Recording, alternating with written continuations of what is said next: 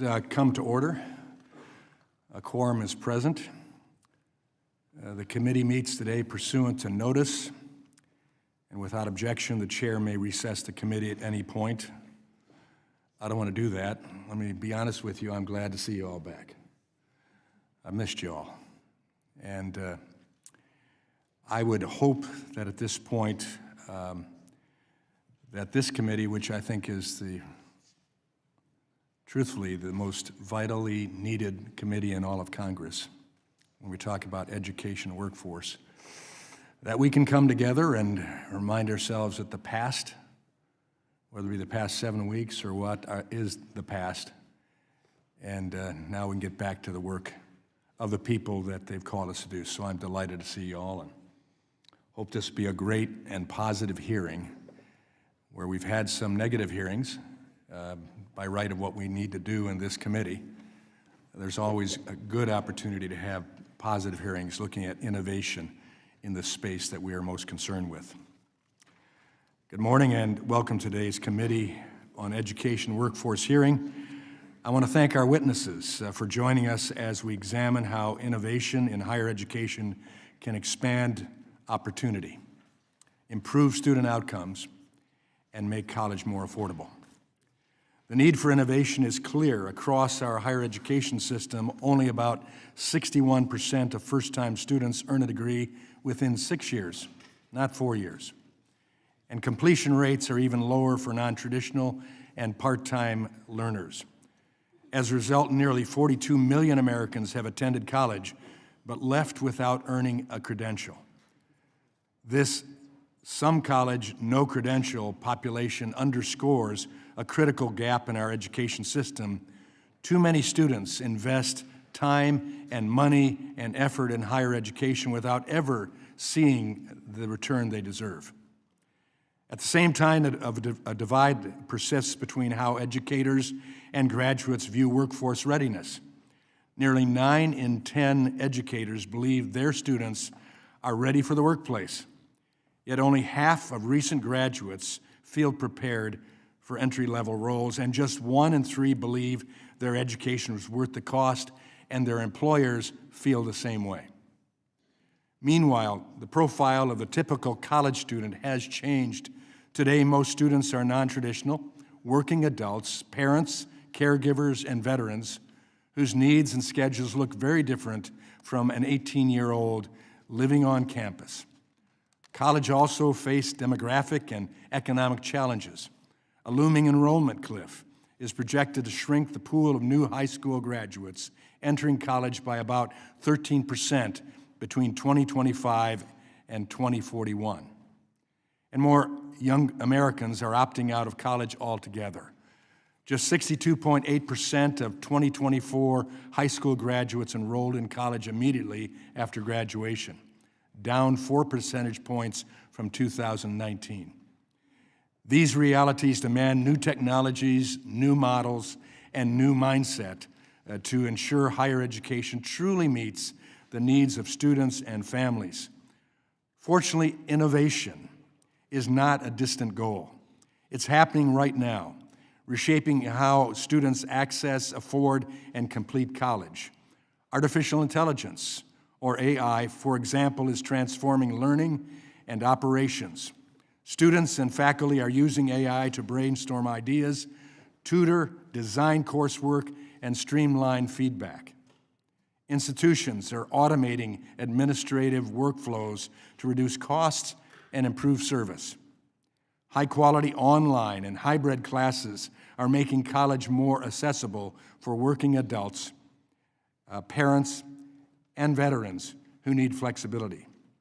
Colleges are collaborating through course-sharing partnerships, ensuring students can take required courses from another college, even if they're not offered at their home institution. Partnerships between colleges and job creators are also driving innovation, ensuring programs align with workforce needs and preparing students for the jobs of tomorrow and today. The Trump administration is helping accelerate this progress by prioritizing AI literacy and directing competitive grants toward AI implementation in higher education, reflecting a commitment to modernizing our higher education system and ensuring innovation leads to real results for learners. Today's panel represents that commitment. We are joined by leaders from across the higher education landscape who are driving innovation and helping shape the future of learning. I look forward to their testimony and to today's important discussion. And so with that, I now yield to my friend from Virginia, the ranking member, Mr. Scott.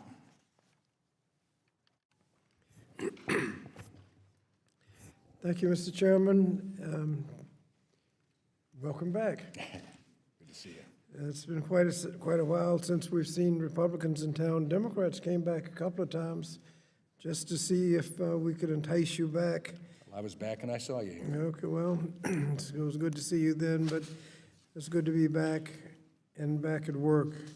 Now, innovation in higher education is crucial if we want to ensure that all Americans can access and graduate from college. Practices such as offering flexible learning options, leveraging digital tools, providing student services, and financial support can improve students' college experience and completion. But not all innovations make a difference. Some even come at the expense of student outcomes or equity, and our core responsibility as federal policymakers is to make sure that every student can succeed regardless of background. Unfortunately, the Trump administration and my Republican colleagues are intent upon undoing the progress we've made. That so-called big ugly law is a prime example.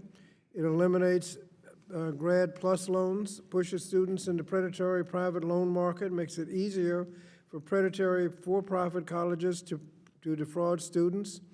Cutting these programs without offering an alternative solution to address the rising cost of college will adversely affect low-income borrowers and those who have less access to capital. This isn't just a policy mistake, it's a moral failure that threatens the futures of aspiring doctors, nurses, and researchers. In fact, the limitations on Pell and student loan in that big ugly bill make it impossible for students who can attend medical school today to attend medical school under the new rules if they can't come up with about $50,000 to complete their education. And it doesn't stop there. We've seen the Trump administration circumvent Congress and dismantle the Department of Education, including hollowing out the Institute of Education Services. Now, we know that without IES, we are robbed of essential evidence and research that helps inform good policy making. Without this institution, we lose the capacity to measure whether our investments in education are working, whether students are succeeding, or whether we're simply throwing money into programs that aren't making a difference.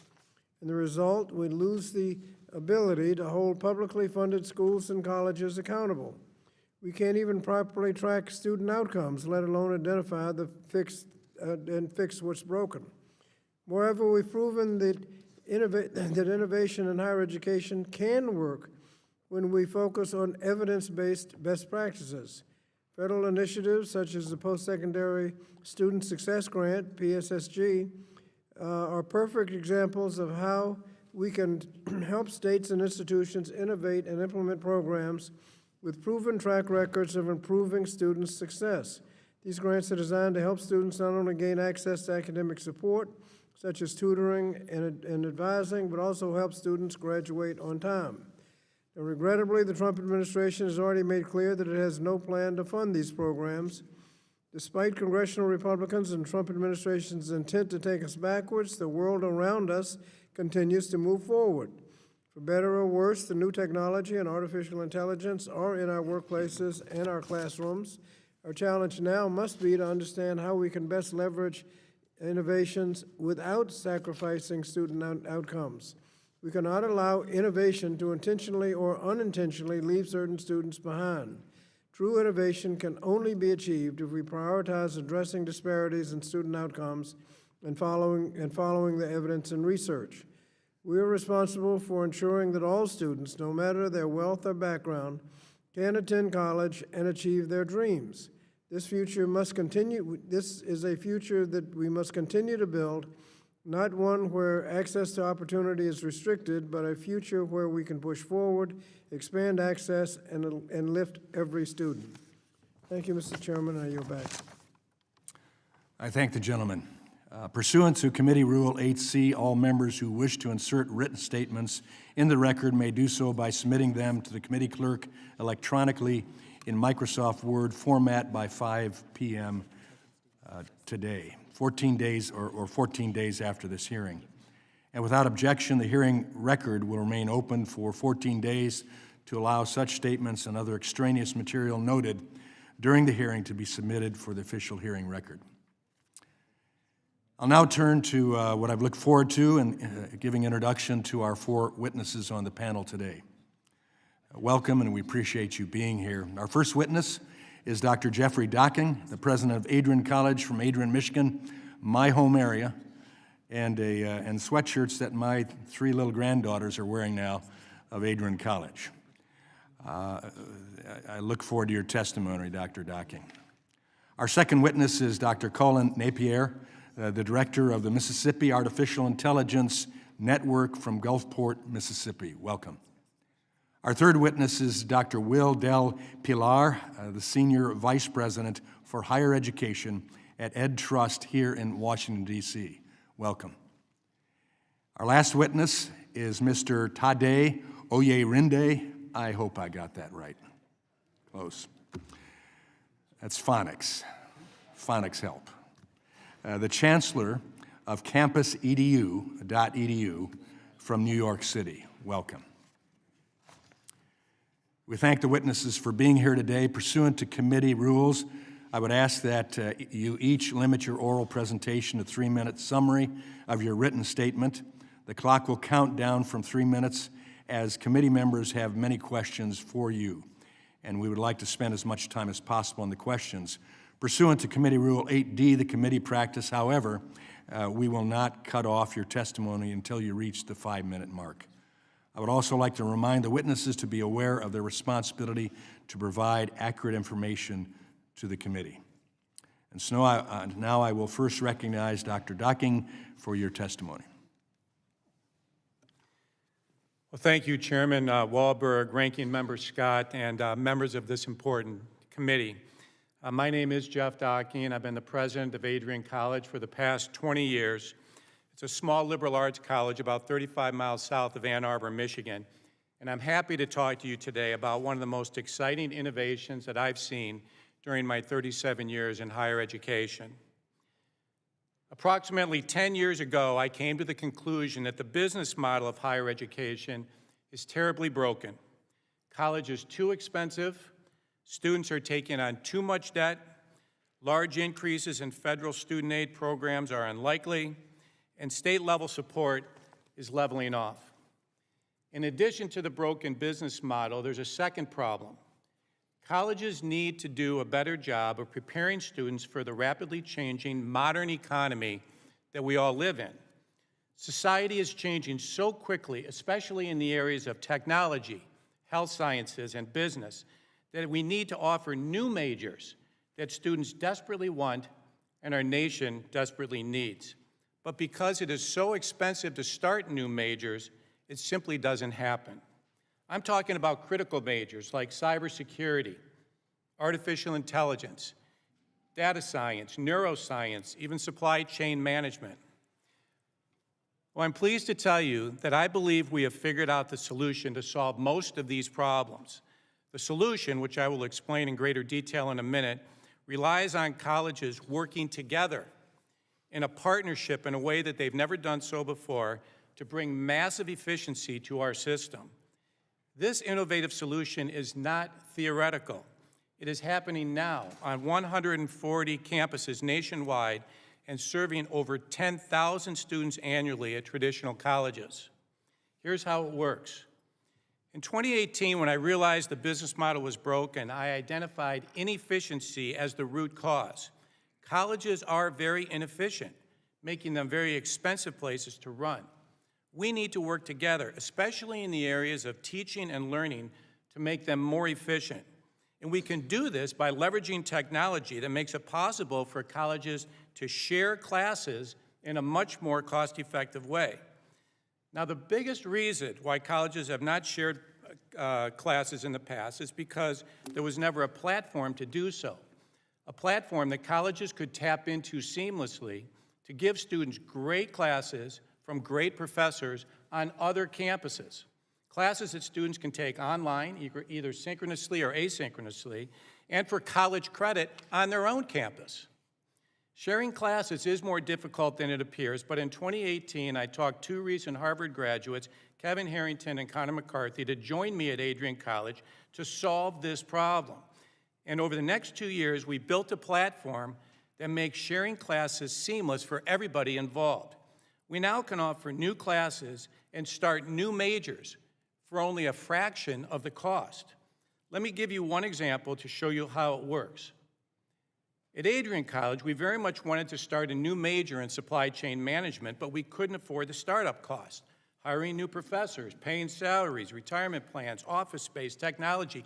It can easily cost $500,000 to start a new major. Well, we learned that there was a similar institution to us in Newton, Massachusetts called LaSalle University that offered supply chain management. LaSalle agreed to share the 5 classes we needed to start the new major. We pay $500 for each student who enrolls in these classes. Some money goes to LaSalle for sharing their courses, and some goes to the platform that we call RISE to build it out and offer additional majors. And RISE is a private company of over 60 employees now, and I am one of the co-founders. This platform has made it possible for this consortium of colleges to scale new majors. Now, over 140 colleges in our consortium have passed 785 new academic programs for a fraction of the traditional cost. At Adrian, for example, we've added 36 new academic programs over the past 5 years without adding one professor. This platform and shared classes represent what I believe is the college of the future. Institutions in partnership with each other to lower costs that can eventually be passed on to students and their families. Thank you, Mr. Chairman. Thank you. I recognize now Dr. Napier. Good morning, Chairman Walberg, Ranking Member Scott, and members of the committee. Thank you for the opportunity to testify. You have asked how innovation can improve outcomes and lower cost in higher education. That question defines the work we are doing in Mississippi. I serve as director of the Mississippi Artificial Intelligence Network, otherwise known as MAIN, M-A-I-N, and this is based at Mississippi Gulf Coast Community College. MAIN is the nation's first statewide AI initiative in higher education. It unites every public community college and university in the state of Mississippi through a coordinated strategy to make learning more affordable, more accessible, and more aligned with workforce demand. The challenges you are addressing today are the same pressures we face on the ground. Mississippi's response is to use innovation to solve problems that matter: cost, time, and relevance. First, reducing cost. Maine, in partnership with industry, provides a statewide AI curriculum delivered online at no cost to learners. This prevents every institution from duplicating introductory course development and expands access for working adults who cannot enroll on a semester schedule. Shared materials lower per-student costs and return institutional savings to instruction. Second, shortening time. MGCCC and our partners use stackable micro-credentials and self-paced modules that help adults gain skills quickly and apply them towards degrees without starting over. This model is essential as states confront the enrollment cliff and as more learners balance work, parenting, or military service. Third, increasing relevance. MGCCC provides a clear example of how institutions can embed AI, data literacy, cloud computing, and cybersecurity across general education and career programs to keep learning aligned with modern industry practice. Students in fields such as advanced manufacturing, healthcare, and logistics gain experience with the tools used in real workplaces. The goal is not to replace faculty or technicians with AI, but to ensure that welders can read sensor data, nurses can use clinical decision support, and logistics professionals can detect anomalies earlier. AI augments human work. Technology enables these shifts. Responsible use of AI can support early alerts, streamline degree audits and scheduling, reduce textbook cost, and help colleges identify where credit lost, ghost enrollment, or administrative friction undermine student progress. When governed well, these tools strengthen completion and reduce waste. The lesson from Mississippi's work is simple. Coordinated innovation lowers duplication, expands options for working learners, and strengthens alignment between education and employment. We are not claiming to have solved the challenges facing higher education. We are showing that when systems align around affordability, access, and outcomes, innovation becomes practical, measurable, and repeatable. These principles are relevant far beyond our state. Thank you for the opportunity to share Mississippi's experience. I look forward to your questions. Thank you very much. Now, Dr. Del Pilar. Thank you. Chairman Walberg, Ranking Member Scott, and members of the committee, thank you for the opportunity to speak with you today. For millions of students, the future of higher education isn't an abstract debate. It's about whether college remains a gateway to opportunity or becomes another barrier to making their dreams a reality. My name is Will Del Pilar, where I serve as Senior Vice President at EdTrust. Our mission is simple and urgent: to close opportunity gaps and advance racial and economic justice in education. Education is a civil right, one that too many students are still denied. We're here to talk about innovation, but innovation alone cannot fix a system where students face rising prices, shrinking supports, and pathways that are difficult to navigate. Nearly 90% of Pell students still face unmet financial need. Black, Latino, and low-income students continue to experience gaps in affordability and completion. Today's students are older, working, parenting, and navigating institutions that were not designed to support their success. The 43 million Americans who started college but never finished are not failures. They're a reflection of a higher education system where affordability and access are roadblocks. Innovation matters, but it can't replace investment. What changes students' lives is evidence-based supports paired with resources to deliver it, and we know it works. Programs like CUNY ASAP nearly double graduation rates. Georgia State is boosting retention through early alerts, advising, and small emergency grants that keep students enrolled. Institutional partners also help students complete degrees and earn higher wages. States are expanding dual enrollment, early college, high school, FAFSA is a high school graduation requirement, direct admissions, and community college baccalaureate programs, creating pathways to post-secondary programs that lead to economic mobility. Right now, those pathways are in danger. The administration's move to dismantle research capacity at IES, undermine the Department of Education, threaten Pell, and impose controls on universities undercuts the very innovation we claim to value. And their choice to defund the Post-Secondary Student Success Grant, also known as PSSG, and other programs supported by the Fund for the Improvement of Post-Secondary Education, or FIPSE, is especially devastating. FIPSE supports several different programs, including PSSG, that help students stay enrolled, meet basic needs, afford textbooks, and access the guidance that keeps them on track. For low-income students, parents, first-generation students, and veterans, this support is often the difference between earning a degree or joining the 43 million non-completers. Congress has already recognized the power of this work by funding PSSG across administrations with bipartisan support. We urge you to fully fund PSSG and all the FIPSE programs in any upcoming appropriations agreement.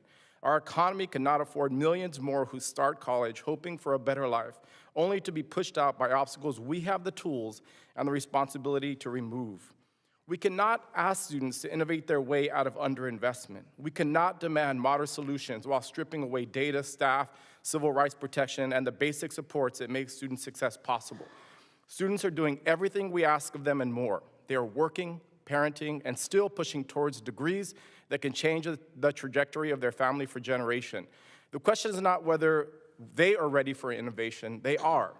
The question is whether we will match their determination with the investment they deserve. To build a stronger workforce, a more competitive economy, and more equitable democracy, we must invest in what works. Restoring PSSG, protecting federal education infrastructure, and scaling evidence-based student success strategies like those detailed in my written testimony. EdTrust stands ready to defend students' right to learn today because that dedication drives America's growth tomorrow. Thank you, and I look forward to your questions. Thank you. Now I recognize Mr. Oyerinde for your testimony. Thank you. Chairman Walberg, Ranking Member Scott, and members of the committee, thank you for inviting me here today. My name is Tade Oyerinde. I'm the founder and chancellor at Campus, a two-year college reimagining the future of post-high school education in America.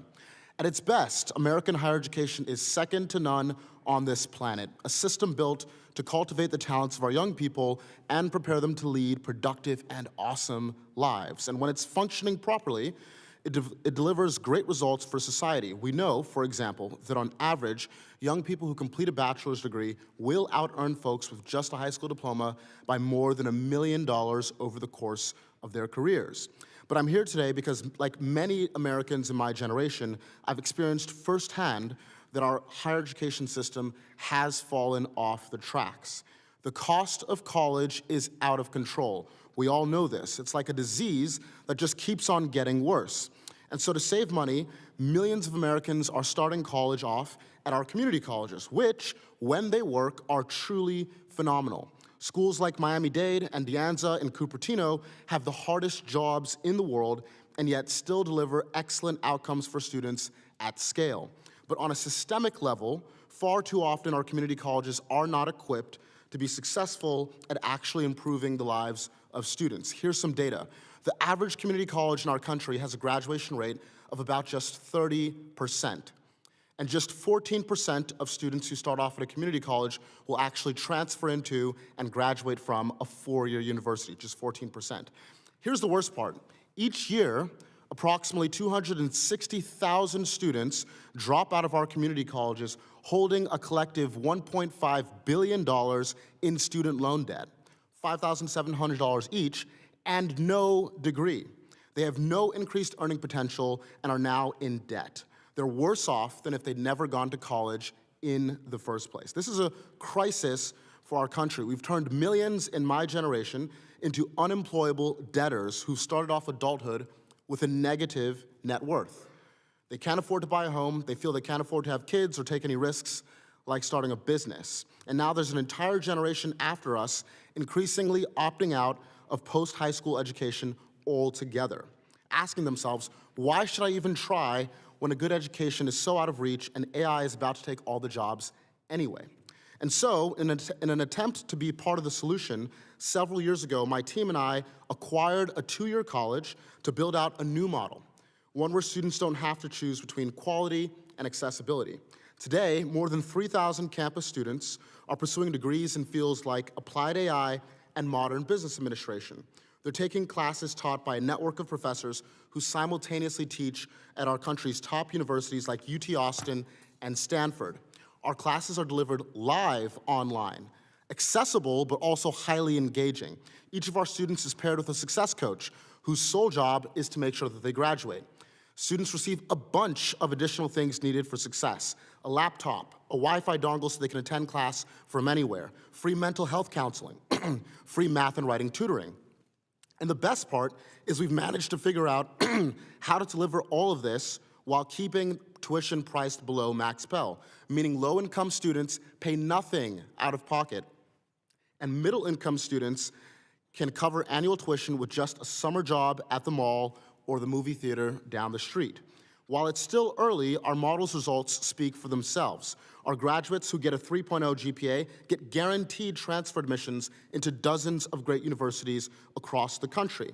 Our first few cohorts have already achieved graduation rates 30% higher than the national average, and not one of our more than 3,000 students has taken on a single cent of student loan debt to attend campus. We're able to sustainably offer all of this because investments in student retention are, in fact, ROI positive. And my team, including our president, Michael Zimmerman, the grandson of our college's founder, is working around the clock to keep improving our model as we scale. All of this is guided by our board of trustees, leaders who've dedicated their lives to American education, including our chair, Dr. John Wilson of Morehouse, Dr. Gail Mello, Dr. Art Levine, Dr. Eduardo Padron, and Dr. Joe May. In closing, our country needs to solve these challenges urgently, and we're committed to playing our role in scaling a model that works. I look forward to working with you all. Thank you. Thank you. Under Committee Rule 9, we will now question witnesses under the 5-minute rule. I will recognize myself for my 5 minutes. Dr. Docking, your testimony and prior work make clear that higher education faces a structural cost crisis that's not temporary, and budget challenges that aren't temporary. As institutions continue to close, even around the community in which your college finds itself, and families struggle with rising tuition, colleges must be willing to reform. And so I ask you, how does the course-sharing model demonstrate that meaningful cost reduction is achievable without more taxpayer funding, and also where is business and industry involved? Yes, thank you, Mr. Chairman. Traditionally, colleges and universities have been very insular institutions. You might have 7, 8, 9 colleges and universities in a 100-square-mile radius, and yet they're all replicating the same classes, the same services. You may have a German professor on every single campus, with very, very few German majors on any one campus. And so by sharing classes, we can have one German professor share classes with all of the other schools that want to participate in the consortium. And so we've reduced over $2 million out of our budget through this already. And it's one of the reasons why we have black ink at Adrian College. The first semester that we offered shared courses, and I can talk more about why students like these so much later, but we had about 30 students taking these courses. When I got on the plane yesterday to be here, we had 1,100. So students love these shared courses, and they're reporting great experiences in them. To the second part of your question, one of the reasons why they love these courses so much is that we work very closely with industry to put these courses together. Google, for example, was a very early adopter of what we were trying to do and have been incredibly supportive. And Google has said to us, look, things are changing, monthly, let alone yearly. Would you give us the opportunity to review the curriculum each year to make sure that students are learning what they need to know to get off the commencement stage and actually make a difference immediately? And so we, of course, said yes, and both the curriculum that's put together for the students and the review that takes place at the end of each year has been amazing. And so I'd lastly say that each class ends with a capstone.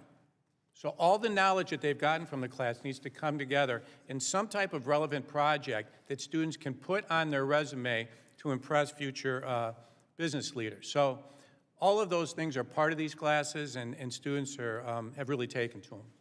Thank you. Dr. Napier, the rapid advance of AI is reshaping both entry-level and mid-career workforce expectations. Yet higher education is still struggling to equip students with baseline digital and AI competencies. From your perspective, what foundational AI and digital fluency competencies should all students, regardless of major, master before graduation? Thank you, Mr. Chairman. So out of the gate, from a foundational standpoint, students should know how to have practical usage of AI, for example, analyzing data with it. Now, part of that is AI is rapidly changing. It's what we call a moving target. That priority of what they need to know is going to change and shift over time. So it provides back to industry alignment there and ensuring the curriculum is up to date with the latest practices. But in terms of competencies, it's pretty much the basics, understanding what it is and how to use it, and how to use it in a practical, real-world manner. Yeah, thank you. Mr. Oyerinde, from your perspective, dealing with community colleges, what are the most persistent structural failures in our current community college platform?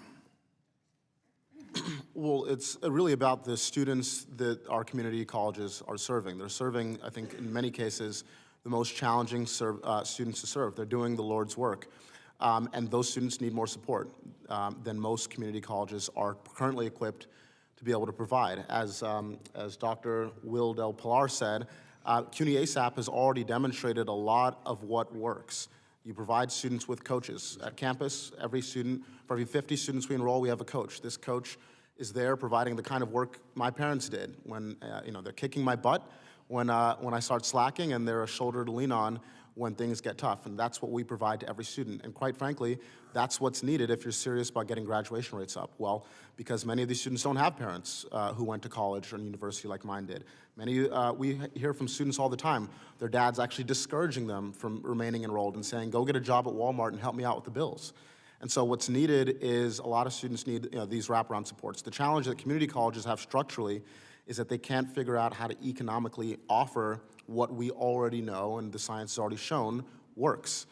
It is expensive to start off, but what I'm here to say today is that ROI from these investments is positive. And if you can get that, that ball rolling, it pays for itself. Okay, thank you. It builds on itself. My time has expired. I now recognize my friend from Virginia, the ranking member, Mr. Scott. Thank you, Mr. Chairman. Dr. Docking, excuse me. Can you tell me the value of a liberal arts degree, even if it can't be monetized immediately in the job market? Yes, Congressman Scott, the value of a liberal arts degree is that we teach students not necessarily what to think, but how to think, to be lifelong learners, to look at what's presented to them every day in terms of the experiences they have and the people they meet, what they're trying to accomplish professionally and otherwise, and to learn from those experiences. The liberal arts exposes students to several disciplines during their undergraduate years, so they're comfortable in everything from math to history to English, speaking, writing, and so it creates a well-rounded person that's committed to lifelong learning. And in a life, during the life, is it more valuable as a technical education where you learn a skill and can monetize it immediately? It is, Mr. Scott. If you look 20 years out to liberal arts majors, they're doing just as well as schools in more technical fields. Certainly, right out of college, if you get a degree in a pre-professional program like engineering, you might make more in the first few years. But liberal arts majors quickly catch up because of this emphasis on lifelong learning. Thank you.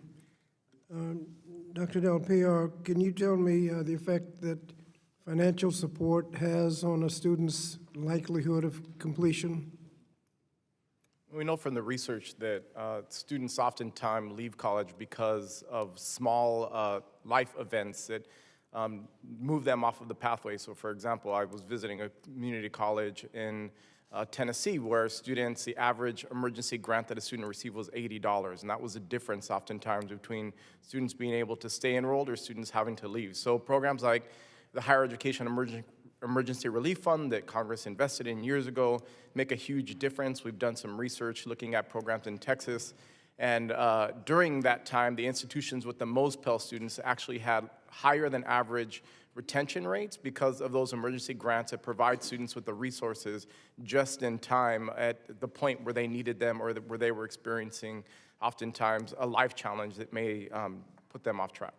And what kind of emergencies cost $80? Pop tire, you can't pay your electric bill, just the basic things that oftentimes students may be facing. If you're full-time enrolled and you're working full-time, a significant number of students are working full-time, those small life events can lead you off track. Thank you. And Dr. Napier, we passed legislation that enabled the Pell program to fund short-term programs. How would that fit into your micro-stackable courses? So it has to do, again, with workforce alignment there. What is the return on investment for these programs given the way that they are positioned? Is that manufacturing, is it cybersecurity, agriculture, so on and so forth. So when we talk about embedding AI into all of these things, what is that immediate impact in the field? Do we know it right now? Will we see it over time? And so, as we go to launch new short-term programs or adapt those that are currently existing, we just take a look at the critical need, not only in the nation, but more importantly in the state of Mississippi, to ensure our learners, both the traditional and non-traditional, have a pathway to employment. Thank you. Mr. Oyerinde, you mentioned positive return on investment when you invest in students. Can you explain that a little bit? Yeah, it's really straightforward. So imagine you have a cycle. And so the first phase of the cycle is increased investment in student supports, coaches, laptops, Wi-Fi. What that does is it improves, in the second stage of the cycle, your retention rates. So that means fewer students drop out. What happens when fewer students drop out? That means as an institution, you retain more revenue. Your balance sheet goes up because each student who drops out previously would have been lost revenue that now you're holding on to. And what can you do with that new revenue? Well, then you can now reinvest in more student support services. So it's really about getting that virtuous cycle started. That does cost a lot of money up front. We've raised over $100 million to get going, but it's profitable as a system to invest in student support services. Thank you, Mr. Chairman. Thank you, gentlemen. I recognize the gentlelady from North Carolina, the Chairman Emeritus, Ms. Fox. Thank you very much, Mr. Chairman, and I thank our witnesses for being here today. Dr. Docking, as president of a private institution, what actions have you taken or considered taking to control administrative growth, and do you believe institutions should be required to demonstrate that growth in administrative cost correlate with improved student outcomes? Well, my college is located in a small rural town in Michigan. We have a relatively small endowment of about $85 million, and so there's not a lot of extra money to go around. And so we live every day reining in costs and trying to be careful and trying to do everything we can to pinch every penny and then give it back to our students. You know, 30 to 40% of our students are first-generation students, and so I just want to frame this from the standpoint that administrative bloat at a school like Adrian is simply out of the question. We can't afford to do so. And so, yes, we do consistently monitor it. We pay attention to salaries and how many people we're hiring, and we try to give as much as we possibly can back to students through student aid. What reforms would most quickly increase transparency for students and families evaluating whether a degree program's worth the cost? I think a lot of that information is available in the popular press. They'll show you what majors make through the popular press. Obviously, there's a website that I believe the government set up a number of years ago to show how colleges are doing. But we're a high-touch school. Personal attention. A large class on our campus is 25 students, and if students are concerned about you know, how much they'll make in a certain major or what they're learning, they can certainly contact us locally. Thank you. Mr. Oyerinde, young Americans are increasingly skeptical of the value of college. In your testimony, you warn of a generation increasingly opting out of higher education, partly due to cost concerns and the fear of AI replacing jobs. Based on your experience, what concrete messages, program features, and supports have most effectively countered that skepticism and persuaded students that a lean, targeted post-secondary path can be a smart investment rather than a waste of time and money? And I just want to comment, too, that your comments about retention are so important. Every school needs to be paying attention to that. But if you could tell me, give me an answer to my question. Yes, thank you, Congresswoman. Look, it's really simple. Two words resonate with students: no debt. It's that simple. For students, particularly the two-year space, they should not be taking on loans when our completion rates are what they are. Even the best community colleges in the country don't have above 50% completion rates. So with the reality being what it is, most of these students should not be taking on student loans, and that resonates. These students have a cousin, uncle, older sibling who has taken on a lot of loans and who can't get great work. And that is the most effective anti-college marketing that you could possibly conceive. And so I think the more that we can do to clarify to students, no, you shouldn't be taking on loans to complete a community college degree. We should figure out ways as institutions to make it profitable for us to serve these students with the supports they need without them having to take on student loans. That resonates really well. I have another question for you. Campus EDU has grown rapidly with a mission to lower cost, improve degree completion. What specific design choices allow you to offer degrees at lower cost than traditional institutions? Yeah, so number one, it's about live online instruction. I think a lot of the research and the data that we still collect at the Department of Ed on online learning and the lower completion rates of online learning misinterprets that there actually is a distinction between synchronous and asynchronous online classes. Synchronous online learning, meaning the student is there, the professor's there, and the classmates are all there in front of their computer screens at the same time, is going to have much better retention rates than asynchronous online. And again, when you have better retention rates, you have better retained revenue that as an institution you can use to invest in more student support. So everything we do at campus is about improving retention and improving that graduation rate, which is in fact demonstrably profitable. Thank you, Mr. Chairman. I yield back. I thank the gentlelady. Now I recognize the gentlelady from Oregon, Ms. Bonamici. Thank you very much, Mr. Chairman, and thank you to the witnesses. I agree the cost of post-secondary education today is unacceptable, and we must do more. But if my colleagues in the majority truly cared about improving student outcomes and opening doors of opportunity and lowering college costs, they would be fighting against President Trump's unconstitutional effort to dismantle the Department of Education, and they would have opposed the big ugly bill that eliminated subsidized student loans and slashed federal funding for graduate education. These are policy choices, and I want to note, of course, the cost of college is going up because costs are going up and because of widespread disinvestment at the state level as well in higher education. We should be opening the door to higher education by investing in grants, investing in debt-free higher education, or at the very least interest-free loans, in work study, but not by opening the door to for-profit groups with a dubious record of success. And I want to start with Dr. DePilar.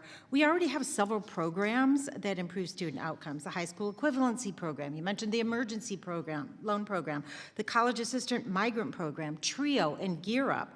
But unfortunately, the Trump administration and House Republicans proposed cutting rather than investing in those programs. So how important are programs like TRIO and Gear Up, especially for marginalized first-generation college students, and why is funding these programs important?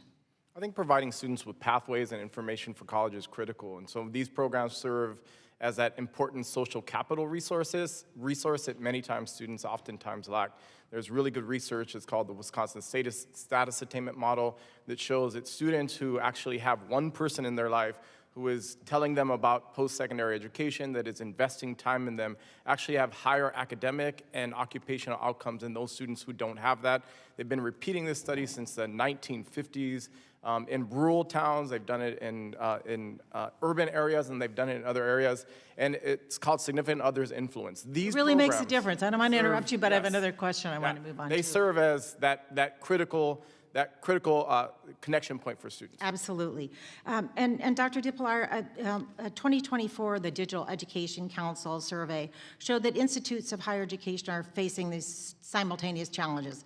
Students are turning to AI tools without a strong foundation in digital or critical literacy, and faculty have limited support on how to integrate and supervise AI. So according to a survey, 86% of students are using AI, but 1 in 2 of them don't feel equipped with the digital skills they need to move into the workforce. And the council's faculty survey this year found that only 6% of faculty feel that their institution provides sufficient AI literacy development resources. So what do we need to adapt to this? Are there examples of someone or some place where they're doing this well? I mean, I think colleges are still really struggling with how to integrate AI into their curricular model, into teaching and learning. And so I would say that institutions are still grappling with how to deal with AI and deal with it. I think my colleague from Mississippi may provide some other examples, but I think colleges are still struggling with the practical application of AI in the classroom in a curricular setting. Thank you, and no doubt this is a conversation about innovation. We need to talk about that more. Dr. Docking. I grew up in Michigan, so I know Albion, know it well. But I live in Oregon now, and I followed closely the collapse of Concordia University and eventual closure of Concordia. They decided they'd get some help from one of these OPM online program management companies, and it was, needless to say, a disaster. So I just have a couple of questions for you because I'm trying to understand this. You are a co-owner of Rise Education, is that correct? I have a very small piece of it as a co-founder, yes. And Rise is a for-profit entity, is that correct? Correct. So I want to get a clarification here. So the fewer professors there are on campus at Albion, the more money Rise makes, is that correct? No, that's not correct, ma'am. Essentially, there's a set price to start like a new major, you know, say a subscription price, it may be between $10,000 and $15,000. And then you pay a per pupil, fee that some of it goes to the platform and then some of it goes to the teaching institution. The idea is to lower costs dramatically on the front end, and then colleges can do what they want with that. So it's not that the fewer professors you have, the more it is for Rise. It's not at all that model. But it is a for-profit entity, and you do have fewer professors on campus. And Mr. Chair, as I yield back, I just want to say it's disheartening that colleges have to turn to for-profit entities to keep their doors open. Again, that's a policy choice, yet this Congress found $170 billion to give to the Department of Homeland Security to carry out a brutal and inhumane and immoral mass deportation policy that's causing trauma across the country. I find that pathetic. What we need, and I agree with you, Mr. Chairman, about the importance of this committee, but instead of a mass deportation policy, we should have a mass education policy instead, and I yield back. I thank the gentlelady and take her comments to heart. I now recognize the gentleman from Georgia, the chair of the HELP Subcommittee, Mr. Allen. Thank you, Chairman Walberg, for holding this important hearing, and I want to thank our witnesses for your expert testimonies this morning addressing higher education, the status of higher education, and as we have discussed, we've got problems there. Well, one of the problems is a lot of the students enrolled in college. In fact, in 2023, 13% of students who took a UC San Diego math assessment could not perform at first grade level. And then, of course, it becomes the university's responsibility to deal with this. And so we've got a lot of work to do on K through 12, and then certainly the colleges need to deal with the rising, college education is not affordable today. And graduates report that the cost of a degree often outweighs the benefits, with published tuition rates increased by 500% since 1970. Additionally, the number one issue that every business I meet with faces is workforce challenges. Our education group is not talking to the business group, and the business group is not talking with the education group. And we have a huge shortage of skilled workforce in this country. AI and automation are transforming industries, yet higher education isn't evolving fast enough to equip students with the skills employers demand. Dr. Napier, with AI platforms handling more student information from learning data to advising records, data privacy has become a pressing concern. Colleges receiving federal funds are required to protect student records under FERPA. Can you discuss how frameworks such as Mississippi statewide data governance policies and human-in-the-loop requirements ensure that deploying AI in education doesn't compromise student privacy or security? Thank you for the question. So when utilizing AI, I'd say data is the number one thing you need. So when we talk about student data, it's ensuring that there is authorization, but also access to the specific data that you need, and specific authorities who have access to that and the way that they can utilize that as well. So it's ensuring compliance there with state and federal laws. It's ensuring the security standpoint of it, but also seeing what we even need it for. You know, what is that ROI on using the data and applying it to AI? Bottom line, you have to have guardrails. Absolutely. Yes, sir. Mr. Ornan, Ryan, did I get that close? No, sir, but thank you very much for trying. Well, excuse me, I went to Auburn, so, you know, you just have to excuse that. Got a technical degree there. But anyway, campus seems attuned to workforce trends, offering programs in high-demand fields like applied AI, modern business administration, and information technology. How do you determine which programs to develop, and how do you make certain your curriculum stays aligned with the evolving needs of industry and the economy to ensure a clear return on investments for your students?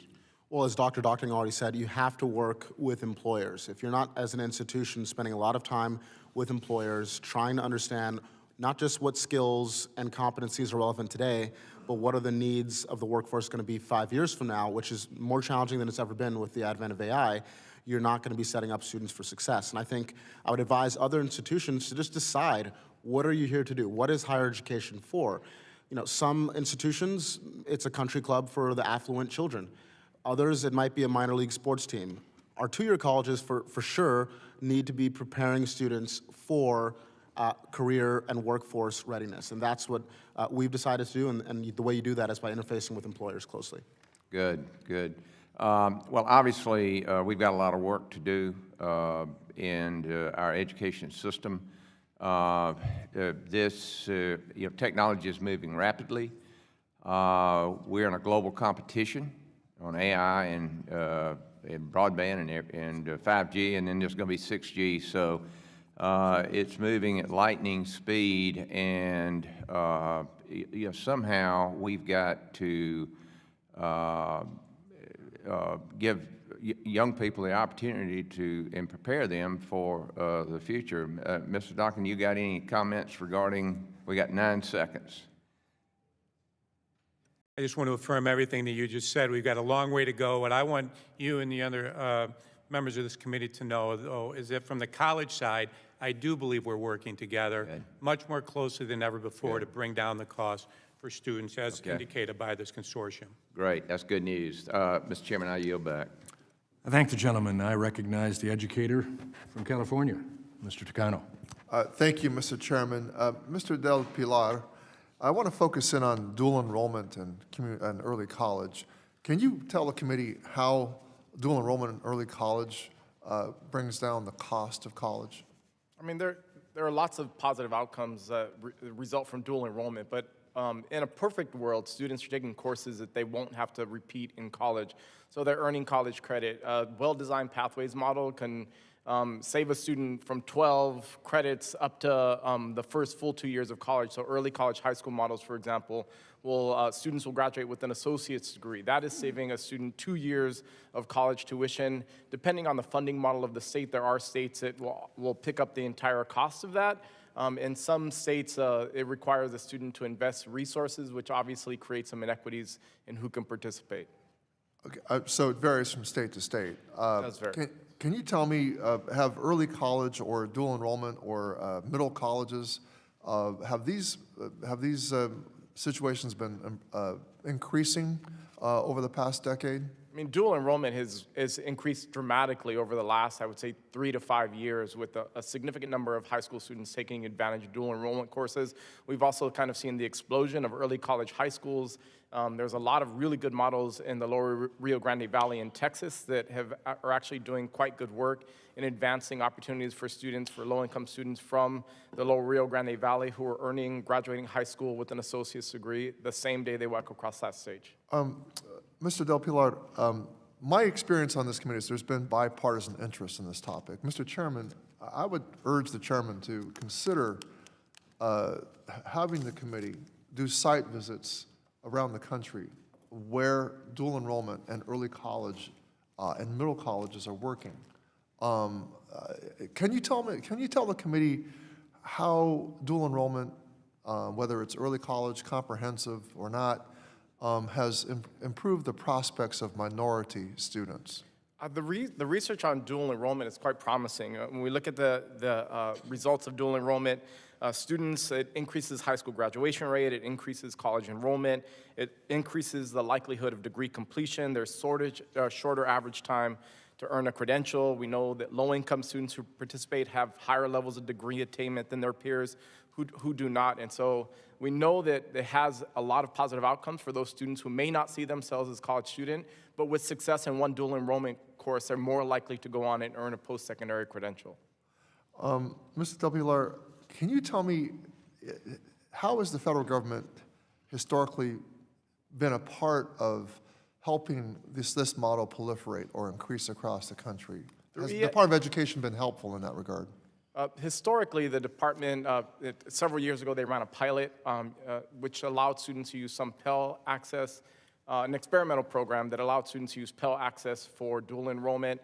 Through ESEA, students, or through ESSA, students can also, districts can also invest through their Title I dollars in helping to pay for dual enrollment. So there have been resources, but by and large, states are investing their own resources in this, or parents and families are having to invest resources. So it does create that inequity in who can participate. Has the data that's been produced by department research been helpful in helping us understand the utility of this model? I would argue that the best data that we're getting actually comes from states in terms of the assessment that they're doing of dual enrollment programs that they're offering. So Texas is one state that has really good data on dual enrollment. Alabama has really good data on dual enrollment. Tennessee has really good data. We don't have the data infrastructure. If we invested in the College Transparency Act, maybe we'd have better data. Mr. Oyurinde, I'm curious about your two-year model. Have you looked at or considered getting on this dual enrollment bandwagon and working with the public schools to partner as many community colleges do? I applaud that low-income students don't pay anything under your model. I'm thinking this could be very exciting if you were to partner with our K-12 schools or the high schools in helping students avoid 2 years of college costs by doing some sort of early college model. Sounds like you've been eavesdropping in some of our meeting rooms, but yes, that's exactly the plan. I think the best way to market and get the word out about college not being inaccessible, not being low quality, not being high debt, is to give students a little taste, and we're doing that next year in a big way. My time is up. I would love to know your student to teacher ratio and how you achieve, how that works, but I yield back, Mr. Chairman. I thank the gentleman and answer your question. If you notice, this week is going to be a rather full week for this committee, trying to catch up with some things and do it in such a way that it'll give us opportunities for things like you're talking about and seeing what's actually going out in the marketplace of education and ideas. So I take your recommendation to heart. I now recognize the gentleman from South Carolina, Mr. Wilson. Thank you very much, Mr. Chairman. And indeed, this is a bipartisan committee, and it was exciting to see the questions by Congressman Takano and Mr. Oyendo. It is fascinating to think that these classes can be provided online and that the cost can be what you've indicated and what this means as opportunities for young people. And so I want to wish you well. And in line with Congressman Takano, the ability of providing this field to high school education, what is being done working with state superintendents of education? Yeah, so we're just getting geared up to launch big initiatives next year in the dual enrollment and early college space. As has already been discussed, it's really important to get students there. What we did first was we focused on partnering with four-year universities. So students who come to campus get guaranteed admission into Arizona State University, Morehouse in Atlanta, Butler University in Indiana, and many other great schools. Now that we have those guaranteed admissions pathways, we're beginning to partner with high schools to do dual enrollment at no cost to students. That's terrific. And Dr. Napier, I want you to know your last name is highly respected in South Carolina, one of our former colleagues. Congressman John Napier. So I want to wish you well, and I'm really grateful for the leadership of President Donald Trump with his executive order concerning artificial intelligence to advance AI education. And I think it's more important today than ever because we've seen examples of AI-generated Facebook videos. We've seen the James Earl Jones this week, where his voice was fabricated in impersonation. The Dolly Parton this week was identified with selling pharmaceuticals and maybe not. And then, of course, we've seen splicing, as we saw sadly with the BBC of President Trump's speeches, and just inconceivable what can be done. And then you can have candidates being mocked with fake dancing routines by AI. What recommendation do you have for the identification of AI-generated? What should be done, and what laws are there that there be identification prior to publication and/or printing or distribution? Are there any requirements now? So thank you for the question. And right now, there's a lot of growing pains that are happening, especially with what we consider generative AI, the ChatGPT, the Gemini, the tools we're hearing more of today.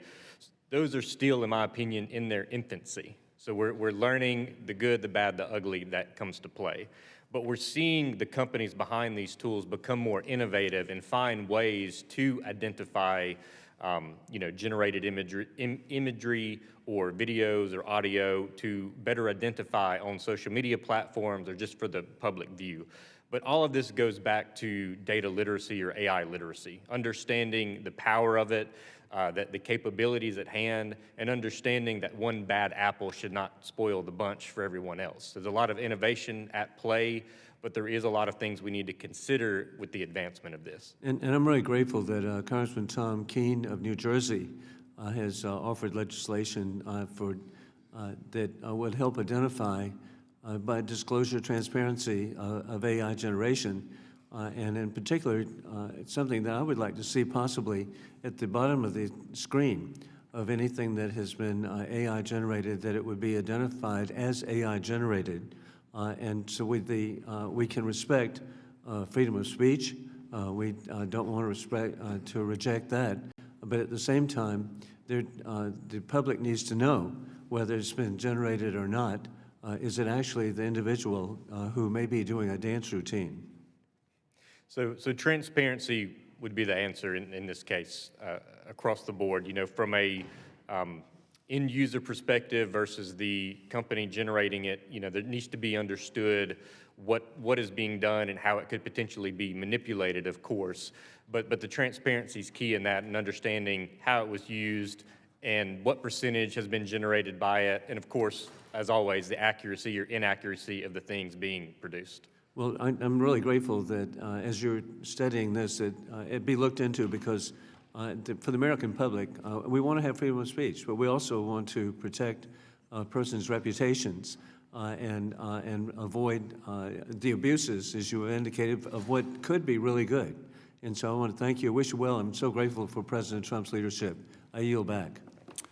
I thank the gentleman. I recognize the gentlelady from North Carolina, another former educator, for your 5 minutes of questioning. Thank you, Mr. Chairman, and thank you to our witnesses for being here today. I know we're here today to discuss innovative technologies, but I want to start with the basics. Beyond tuition costs, students also worry about how they will afford expenses like food and housing and health care, transportation, and child care. And because of the big ugly law, many students, particularly non-traditional students, will lose access to SNAP benefits and affordable health care coverage. Their dreams and aspirations will be stripped away to pay for tax cuts for the wealthy. Dr. Del Pilar, can you give us an overview of what basic needs today's college students may lack, and how these challenges impact student retention and completion? I mean, students face significant needs, and we see states trying to address this needs, but the reality is we're not going to food pantry our way out of food insecurity for students. I don't think that's a long-term answer to have our college set up a food pantry to address student hunger. or to allow students to park in campuses to address homelessness among students. And so I do think we need more systemic solutions when we think about the issues that students face. They are facing food insecurity, they're facing housing insecurity, they're facing issues around affordable health care and mental health services. And so I think with those type of wraparound supports, we do see among the students who actually get those services, we do see increases in retention and graduation. Students who don't have access to those, unfortunately, many times don't make it to graduation. Thank you, thank you. I'm a 40-year retired professor, so I do understand. Research has consistently shown that students succeed when colleges provide meaningful wraparound student support services. These programs address issues such as food insecurity, child care, technology, mental health. So can you share any examples of promising student support programs that you've seen in your work? And how do these programs impact student retention and completion? I mean, I think that there are a lot of examples of colleges doing good work. I think of Compton College, for example, in California, where my friend and colleague who's president there has set up housing for students, so a community college that offers students housing, especially in an area that is expensive for students to be able to live. I think he's making significant strides in student housing. I think other colleges that are offered, like CUNY ASAP, which is one of the examples that I used in my testimony, provide those wraparound support, including access to transportation, which we often don't think about as a basic need for students. Thank you. According to a 2018 report from the Government Accountability Office, 46% of building space on HBCU campuses need to be repaired or replaced. How have innovative financial models like the HBCU Capital Financing Program addressed infrastructure needs at HBCUs? I mean, I think HBCUs face significant challenges. My daughter attended HBCU. She went to Tuskegee University. And I'll just say, during the pandemic, when the instruction moved to remote learning, they were using the free version when students at more wealthier institutions had the full version of Zoom. They would get kicked out of class every 30 minutes. And so I'll say we need to continue to invest in minority serving institutions, HBCUs, to ensure that they have the infrastructure. Unfortunately, some of the FIPSI dollars were actually were dedicated to HBCUs, and those funds were spent on were redirected towards other purposes. And I would say that we have to continue investing in HBCUs and minority-serving institutions because they do face significant challenges, especially around deferred maintenance. Thank you, sir. You know, without infrastructure, modern classrooms, our schools will struggle to implement many of the promising initiatives that we've discussed today. So what work still needs to be done to address chronic infrastructure problems, modernize HBCU campuses, and improve instructional technology to allow the implementation of innovative learning models? I mean, I think we need significant investment in these institutions. Some research has shown from IES that these institutions have been starved of resources for years. And so I think additional resources to invest in infrastructure, to invest in technology, to invest in deferred maintenance. I was also a board member at Lincoln and Cheney University and saw with my own eyes the resources in the boarding up of buildings that could be used to improve student academic outcomes. And so I would say dedicated funding towards institutions that are doing the lion's share of access work, especially for low-income students and students of color, is critical. Thank you so much, and I absolutely agree with you, Mr. Chairman. I'm going to yield those 14 seconds back. I thank the gentlelady. That'll be accredited to your record. Thank you. And now I'm pleased to recognize the chair of the Higher Education Workforce Subcommittee, the gentleman from Utah, Mr. Owens. Thank you. Thank you so much, Mr. Chair. I'll tell you what I'm excited about in 2025, that we're finally speaking the truth about our educational system. It's broken and has been for decades. It's sad that we had to look over the kids' shoulders during COVID and October 7th to come to this conclusion. But I think we can all agree, no matter which side of the aisle we're on, that we have millions of our kids getting degrees that mean absolutely nothing, leaving higher ed with debt they can never pay off, not prepared to go to work, and icing on the cake, turning to activists who hate our country. So I want to thank Chairman Walberg, first of all, for the pace of correcting this ship. I was reminded by my team yesterday that this week, coming off the shutdown, education workforce will be the most active with hearings than any other committee. Over the last year, it's passed more legislation than any of the last 20 plus years. There's something I learned years ago about you cannot control the scoreboard, but you can control the hustle. This committee is hustling, and I appreciate that. I also want to thank the panelists. Your gift and your vision of innovation is invaluable. This committee is hustling, and I appreciate that. I also want to thank the panelists. Your gift and your vision of innovation is invaluable to our country. The fact you put our kids first instead of institution makes our institution even better. So I want to thank you for that. We're leaning in hard for your innovation. We need to get this thing done and done correctly. So that being said, Dr. Docking, you mentioned your RISE platform, and very briefly, you made this point, it leverages technology in ways never used before, remaking the business model of our higher education. What can be done, is this model, can it be replicated and adopted throughout our country? It will be, Mr. Owens, and I'd be surprised if 10 years from now, just about every school in the country isn't sharing classes in some form or fashion. You know, the beauty of this model is that it really preserves what's best about traditional college education. We didn't want to put together a model where a student had, you know, dinner with their parents and then just went up into their bedroom to take a class or two from their home. We love that uniquely American experience of going away to college and building a loft, and mom and dad have tears at the door, and you're meeting new friends and going to class and, you know, participating in student government and chapel and eating the dine. All of that is wonderful.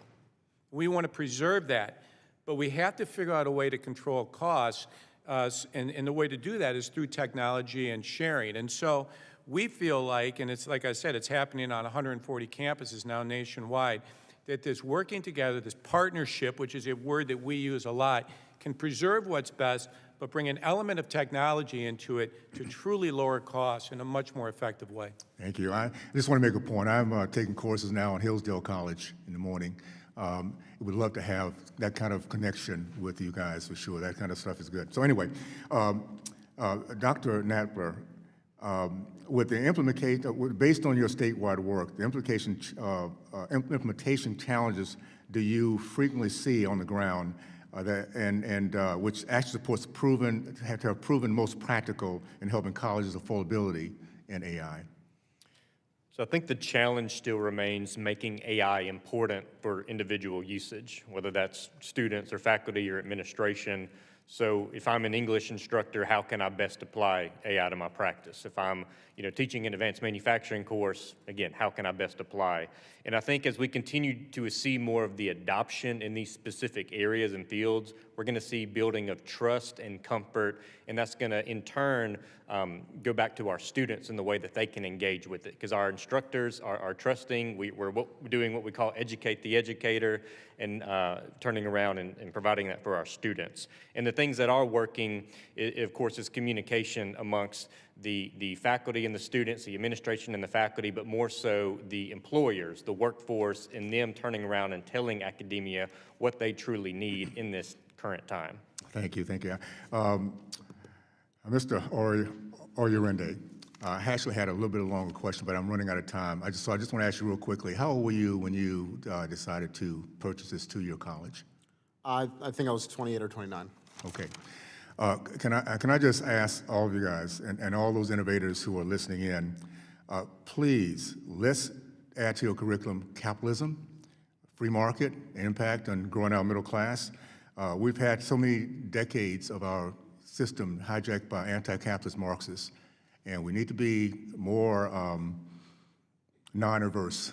We need to be more innovative, thinking outside the box. So I want to thank you guys for that, and let's just really get our kids thinking of how can I run my own business, how can I take risks, how can I appreciate the entrepreneur, and how innovation should never come with the word but. Either we do or we die. And I appreciate what you guys are doing. So thank you, and I yield back. I thank the gentleman. I recognize the gentlelady from Georgia, Ms. McBath. Thank you, Mr. Chair. Thank you, Ranking Member Scott, and to our witnesses for being here today. Thank you so much. I don't have any formal questions for you today, but I do have some things I just kind of like to say. I do want to say that Congress and the Trump administration should be doing more to lower costs and improve our students' outcomes, as many of you have just already expressed. However, the actions taken by my Republican colleagues are only increasing costs for students and families and making it more difficult for them to succeed in school and at work. Instead of making financial aid more accessible for students who are raising families or working to put themselves through school, House Republicans voted to exclude part-time students from financial aid programs like Pell. Instead of making it easier for students with disabilities to get around campus and to graduate on time, they have gutted offices and programs at the Department of Education that students rely on, like the Office of Civil Rights and the Institute of Education Sciences, also known as IES. In February, President Trump and Secretary McMahon canceled the Charting My Path for Future Success programs at IES, a study that served over 1,600 disabled students and their families across 62 high schools, including Paulding County and my home state of Georgia. It was year-round and involved frequent small group sessions to ensure that physically disabled juniors and seniors, as well as students with dyslexia, autism, and other disabilities, and their families can meet their goals of transitioning from high school to college or the workplace and succeeding at the same level as their non-disabled peers. Unfortunately, students with disabilities are less likely to graduate college or be gainfully employed after high school. But it doesn't have to be this way. Seeing your child grow up to thrive, that is the goal of every parent. And it takes on another level of significance when your child has a condition that makes getting around or learning more difficult. It takes a different level of commitment to ensure that they can reach the potential that every parent wants to see fulfilled in their kids, to give parents the peace of mind that their child will be okay when mom and dad aren't around. The Charting My Path program spent $25 million taxpayer dollars to actively recruit teachers and families to participate. What was supposed to be a once-in-a-lifetime opportunity for families became just another broken promise from this administration. On this poster, you can see the exact email that was sent out to parents in the middle of the school year.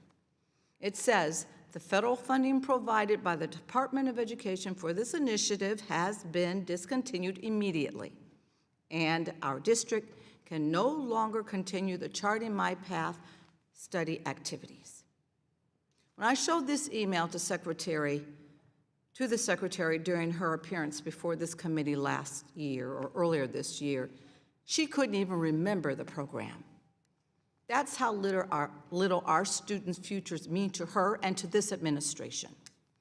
Making the dream of living independently with a disability a reality, providing the peace of mind that your child really is going to be okay when you're no longer around, those things mean nothing to this secretary and to this president.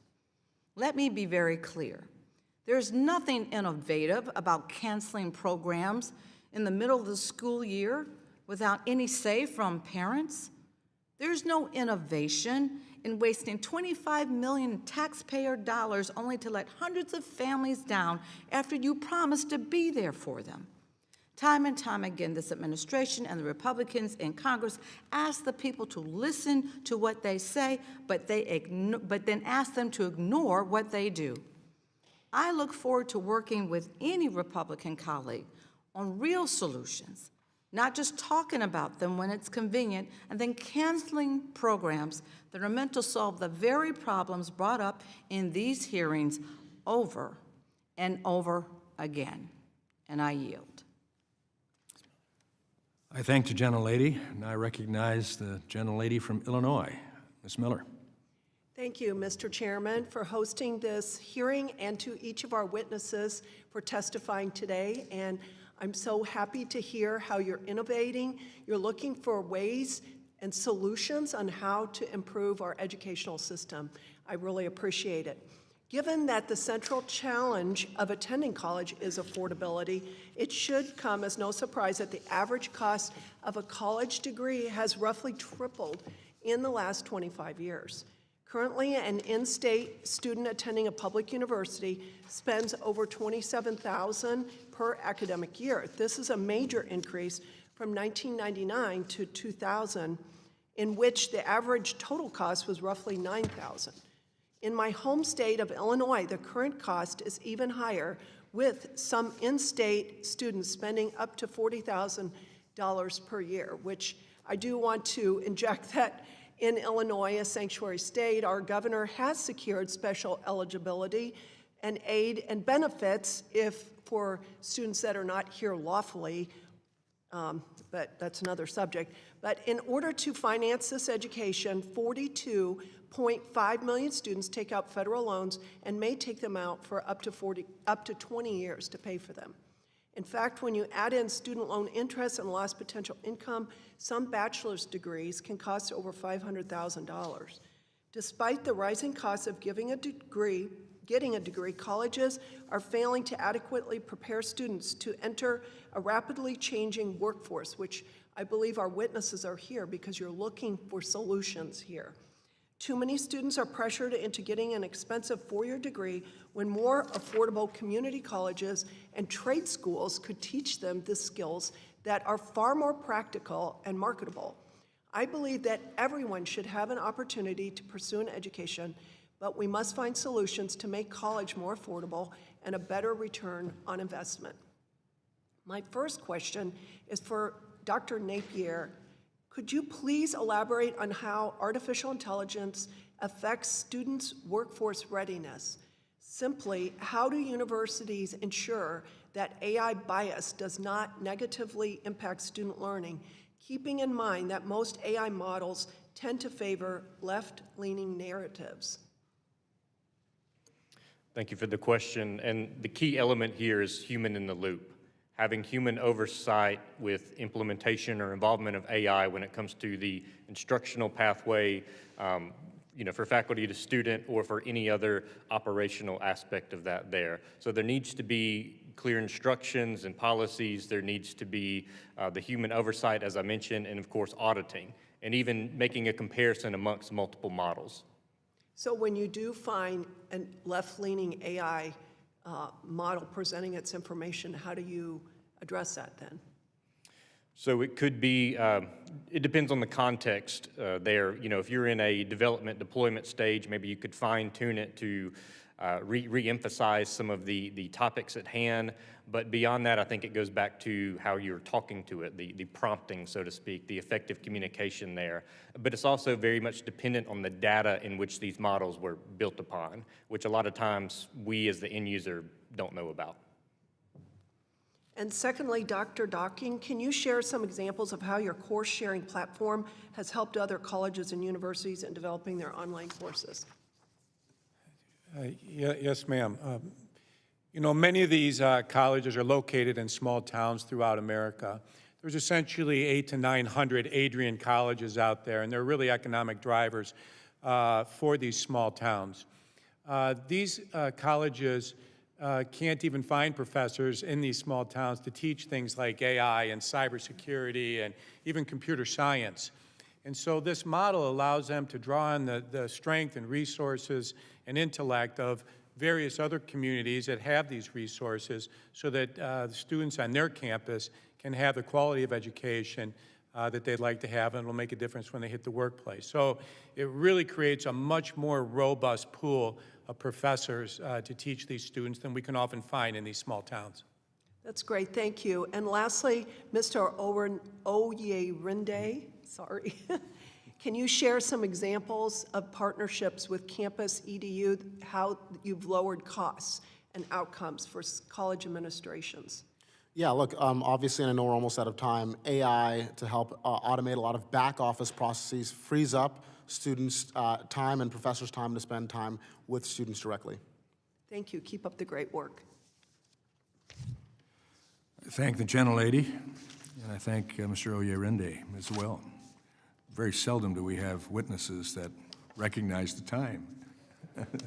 Thank you for helping us. Of course, we don't have many members who recognize time either, myself included. Now I recognize for her 5 minutes of questioning another educator on this committee, The gentlelady from Connecticut, Ms. Hayes. Thank you, Mr. Chairman. Before I begin my questions, I'd like to share your enthusiasm that I too am excited that we are back in this committee doing the work that is important. And I agree with you that the work of this committee is some of the most important work in the Congress. I would like to put on your radar that on September 12th, I sent a letter to you signed by many of the members of this committee asking for a hearing on school shootings. So I am reminding you of that today while I wait for a response and urge you that as you are planning out the second half of the year and the work of this committee, that we address this incredibly important topic and begin to at least work towards solutions on this committee. Dr. Docking, I would like to say to you that I appreciate your comments about the foundational importance of a liberal arts education. I started my education at a community college and went on to earn multiple graduate and postgraduate degrees, and you are correct in that it establishes the foundation for lifelong learning. To today's hearing, the educational landscape is ever-changing, and it's important to embrace innovation in the classroom. We cannot run from cell phones, AI, or any future technology. We need to be forward-thinking about ways that we can best teach students and ensure they are getting a high-quality education that will be foundational to their lives. But that starts with ensuring our teachers, professors, and administrators are properly prepared and have the skills to implement these emerging technologies. As you said, Dr. Napier, the human in the loop. Unfortunately, on February 10, 2025, the Trump administration ordered the termination of nearly $1 billion in ongoing federal education research and evaluation efforts at the Institution of Education Sciences and fired an undisclosed number of employees. The IAS is the research arm of the Department of Education. Dr. Del Pilar, in your testimony, you mentioned that the IAS, quote, assists states, schools, and educators with making data-backed decisions, assessing the impacts of various education programs and interventions, and more effectively supporting student learning. Can you share an example of some of the research at the IAS that has helped support teachers and administrators in integrating innovation in their classroom and how that could benefit us as we look forward to AI? Sorry about that. One of the things that, one of the services that IES has traditionally hosted was the What Works Clearinghouse. It provides significant evidence of evidence-based practices that impact student learning and completion. And I think that that's one of the compendiums that provides educators, researchers, college administrators with significant research on what has been done, what works, and what is effective. Why should this be done at the federal level? I think it's easier to collect that type of data at the federal level. It's very expensive to provide to collect that data at the state level, number one. Number two, I think that the Department of Education previously used to bring folks together to really share those evidence-based practices that are working across states for us to have examples of what is working not only in one place but across the country. I was thinking about that when Dr. Docking said that sometimes businesses and education institutions are not talking to each other. Could you imagine the Herculean task it would be for every state to administer this type of program when AI is moving so quickly? So at the federal level would be the best place to collect this research and data so that even the states that don't have the funding or the resources could access it from the federal government. Without IES, its knowledgeable staff, or the products it publishes, it will be hard for colleges to benchmark their outcomes and ensure that any innovative practice result in actual student success. The 2026 budget released by this administration cut funding for the Teacher Quality Partnership, which is one of numerous programs designed to address affordability and improve retention and completion for students. Back to you, Dr. Del Pilar. Do you believe cutting the funding for TQP or other teaching preparation programs is going to better support the implementation of advanced technologies in the classroom? No, I think that those type of resources towards states and towards districts, I used to actually administer it for the state of Pennsylvania. It creates innovation in education. It provides evidence of what works in a state and what's possible in terms of partnership, in terms of proving outcomes for students. Thank you. And as I've said on this committee oftentimes, that while curriculum is decided at the state and local level, teacher preparation and the supports that are involved in making sure that the people who stand in front of our children have the best training and resources available is something that the department and the federal government has historically done. Thank you. With that, I yield back. I thank the gentlelady. I recognize now the gentleman from North Carolina, Mr. Harris. Thank you, Mr. Chairman, and thanks to all of you who are serving on this panel today. And I've been back and forth between other committees, but I did have an opportunity to read your testimonies, and I certainly enjoyed reading those and the work that you're doing. Dr. Docking, I want to just come to you first. In your testimony, you noted that by allowing colleges to share access to staff and courses virtually through the shared model that you developed, that Adrian College has reduced its academic payroll cost by more than $2 million in recent years. In fact, you projected that these savings could cause tuition to drop 20 to 30% in the coming years. So my question is, do you think that other colleges could similarly cut cost and tuition without sacrificing the academic quality? I do, Mr. Harris, and one of the reasons why I do, obviously, is that it's happening in real time at Adrian College. You know, if you look at what students want these days, especially post-pandemic, they want some of their courses to be online. You know, before the pandemic, at a place like Adrian, we all thought, oh, everyone just wants the traditional 4 walls and a professor up front. That's not the case. We did a survey with around 10,000 students a year ago, and students said that they would like 2 out of every 4 classes to be online. And that's often because they work, or they're playing a sport, or they have other obligations, maybe even raising a child. And so online classes have gotten so much better than they were just a few years ago that students are getting a lot out of these classes. The other thing I'll mention is that 84% of the students who take these classes say they're as good as or better than current classes they're taking on campuses. Wow. Well, it's refreshing to hear. I want you to know about your efforts to bring down those costs for your students. It seems that around here, we seem to be stuck in the mentality that if we throw more money at the problem, that somehow it's going to go away. But you also noted in your testimony that, and I want to quote from it, the future of higher education depends on adaptation, not higher tuition, larger federal outlays, or reliance on donors, end quote. So as we think about ways that Congress can play a part in the solution, I'd really love to hear your thoughts. And do you think the government contributes to the skyrocketing college cost through the policies like uncapped loans? I don't know whether that's the case. Like I said earlier, I think you may have been out of the room, that we really do pay attention to every penny. But I do think where the federal government can be very helpful is in the area of dual enrollment, because there are so many high school kids that are ready to take college classes in certain disciplines. And some of these high schools, literally, it costs them money to have one of their kids dual enroll. So I would encourage the federal government to look at whether they could incentivize educators to push kids onto college that are ready for it. The only other thing I'll mention related to your first question is 24 students enrolled in these online classes 4 years ago. Now I have 1,100. That means that I don't have the need for as many professors on campus, and we have cut back on the number of professors just through retirements, et cetera. Sure. We haven't cut departments, and that has given us more money to give back to students in financial aid. Well, I agree. When you subsidize something, you tend to get more of it. In fact, there was a study of the Federal Reserve Bank of New York that found that for every additional dollar of subsidized loan money available to students, colleges raise their tuition by as much as 60 cents. And that's a natural response from schools if they know they have an unlimited supply of money on one end.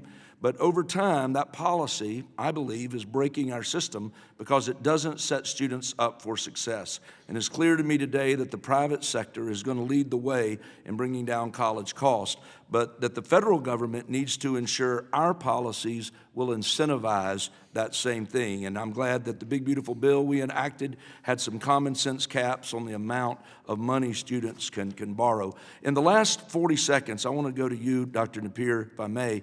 Your testimony emphasized the importance of the Trump administration's AI action plan and cautions that federal regulatory overreach could unintentionally hinder innovation. From your vantage point, can you just give us some specific types of federal rules, mandates, or reporting burdens that would be most harmful to the innovation?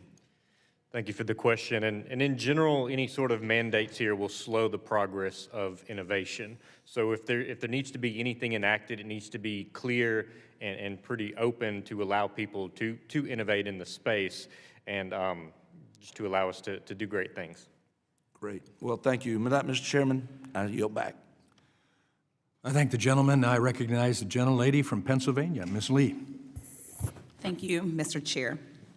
As somebody who, of course, went to college and spent or will be paying off loans for the rest of my life, college affordability is like one of the more important things to me. One of my concerns is that oftentimes we come in here and we have hearings and then we have policy suggestions that quite frankly just fall short. They fall short of meeting just how big the problem is. They fall short of making considerations for people who are least likely to already have access to wealth, access to, folks in their lives who have gone to college, communities that have already been marginalized in some way. I wonder sometimes why it is that so many other countries have been able to figure out free public education for all of their students from pre-K to higher education, and we just haven't been able to do it. It's not because we don't have the money. We're the wealthiest nation on earth. I think we spend more on the military than the next 7 or 9 countries combined. Is not because we need to invent a wheel. It has already been invented. There are already solutions that exist. Other countries have figured out free higher education without moving courses exclusively online, or making faculty obsolete, or requiring everyone to be a STEM major. Higher education in this country is just going to remain broken also as long as we don't fix those root failures that we continue to inherit generation after generation from pre-K to 12. We can't skip the steps of making sure kids have early access to learning, or of addressing deep inequities in our schools, of actually filling the gaps instead of outsourcing it out to PragerU. How are we going to be more innovative in higher education when we haven't addressed any of these root causes? When we have an administration that devalues the very idea of education as stripping away poor kids' ability to even go to college in the first place? When our country has been chronically underfunding the institutions serving the largest shares of low-income students and students of color since inception. So, Dr. Del Pilar, how does this chronic underfunding of these institutions of higher education impact their ability to meet the students' needs? I think underfunding institutions, effectively what happens is they're not able to provide the supports that we've talked about in this hearing that actually lead to graduation. So if you're underfunded as an institution, you can't provide the wraparound supports. You can't provide services like CUNY ASAP. You can't provide access to advisors. You can't provide access to career advising. And so effectively stripping institution of resources does not allow those institutions to then offer the supports that help students be more successful. Certainly. So instead of actually addressing these issues with solutions we know work, because again, other countries are using them every day. This administration is working tirelessly to make college even less accessible, less affordable, and essentially less successful. At University of Pittsburgh, in my district, I know a lot of folks have been mentioning programs that are successful in their districts. We have a program called the Pell Plus that matches students' Pell Grant funds to make tuition more affordable. But Trump's budget proposed reducing Pell Grants by about 20%. And under the $1 trillion tax cuts for the wealthy that the Republicans passed this past summer, fewer students are going to have access to Pell Grants at all. So this means that lower income students in my district will lose out on funding that would have helped them to pay for college. Or it means that colleges have to find new innovative ways to navigate new loopholes that are created to make things harder for them. This bill is going to devastate higher education access and affordability, especially for the most vulnerable student. It slashes loan limits. It forces students to take an even higher interest rate debts that they won't be able to pay back. So no, not letting us take out loans isn't going to help. The interest rates will simply be higher because they will usually be private loan sharks. It guts consumer protections when for-profit colleges defraud them, and we can't forget how many students rely on SNAP and Medicaid. What will happen to them when those cuts go into effect? Very quickly, Dr. Del Pilar, your organization at first referred to this bill as the Great American Heights. Can you describe how the policies in this bill are moving us even further away from affordability? I mean, I would argue that many of the provisions in this bill actually make it less affordable for students to attend higher education. We already have an access issue in this country. Less students are going to college today than there were in 2019, and I expect for us to continue to see that move as students decide to take a different path that doesn't involve higher education. We know that 65% of the jobs in this country are going to require higher education. If we're not preparing students in terms of providing them access, and that what we're doing is we're not preparing the workforce for the jobs that are being created effectively in this country.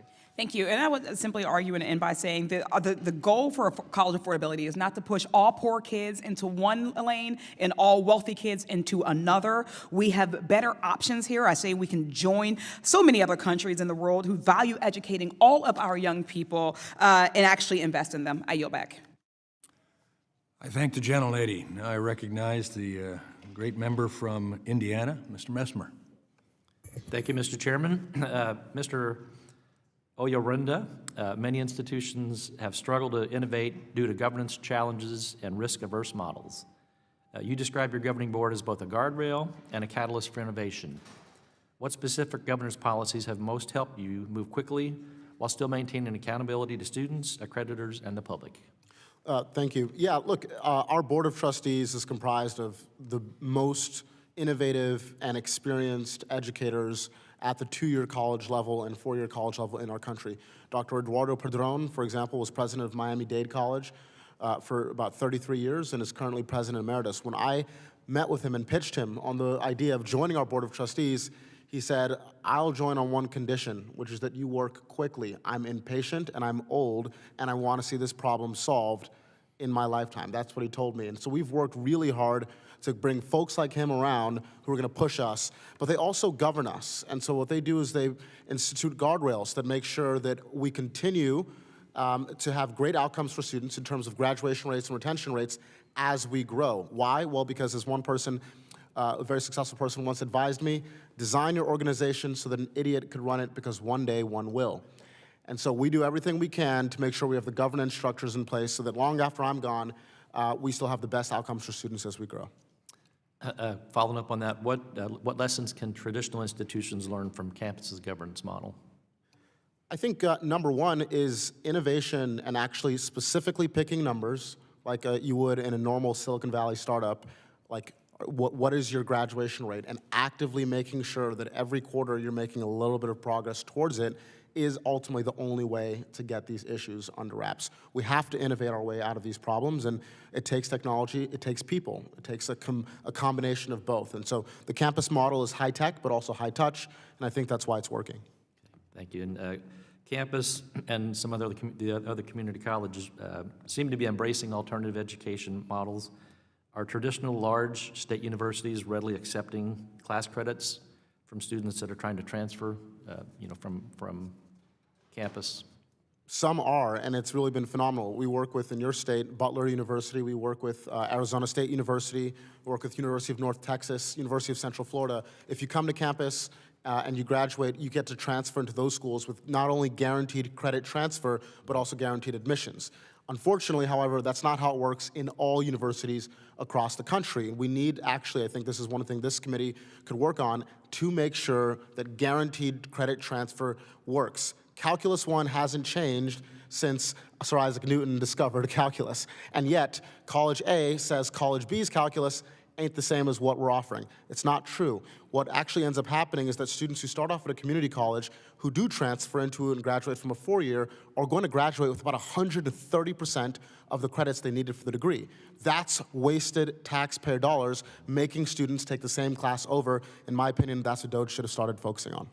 Okay. Dr. Napier, are you seeing acceptance from your model into 4-year institutions, traditional brick and mortars? Yes, so with Maine, it's a partnership between all of our community colleges and universities, and beyond AI, in other degree programs, there is a lot of acceptance across the board for that transfer aspect. Of course, we want to prepare our learners to go into the job market, but we want to ensure they have opportunity for further education, research endeavors, and much more. So in Mississippi, yes, we have a great collaboration amongst everyone. Excellent.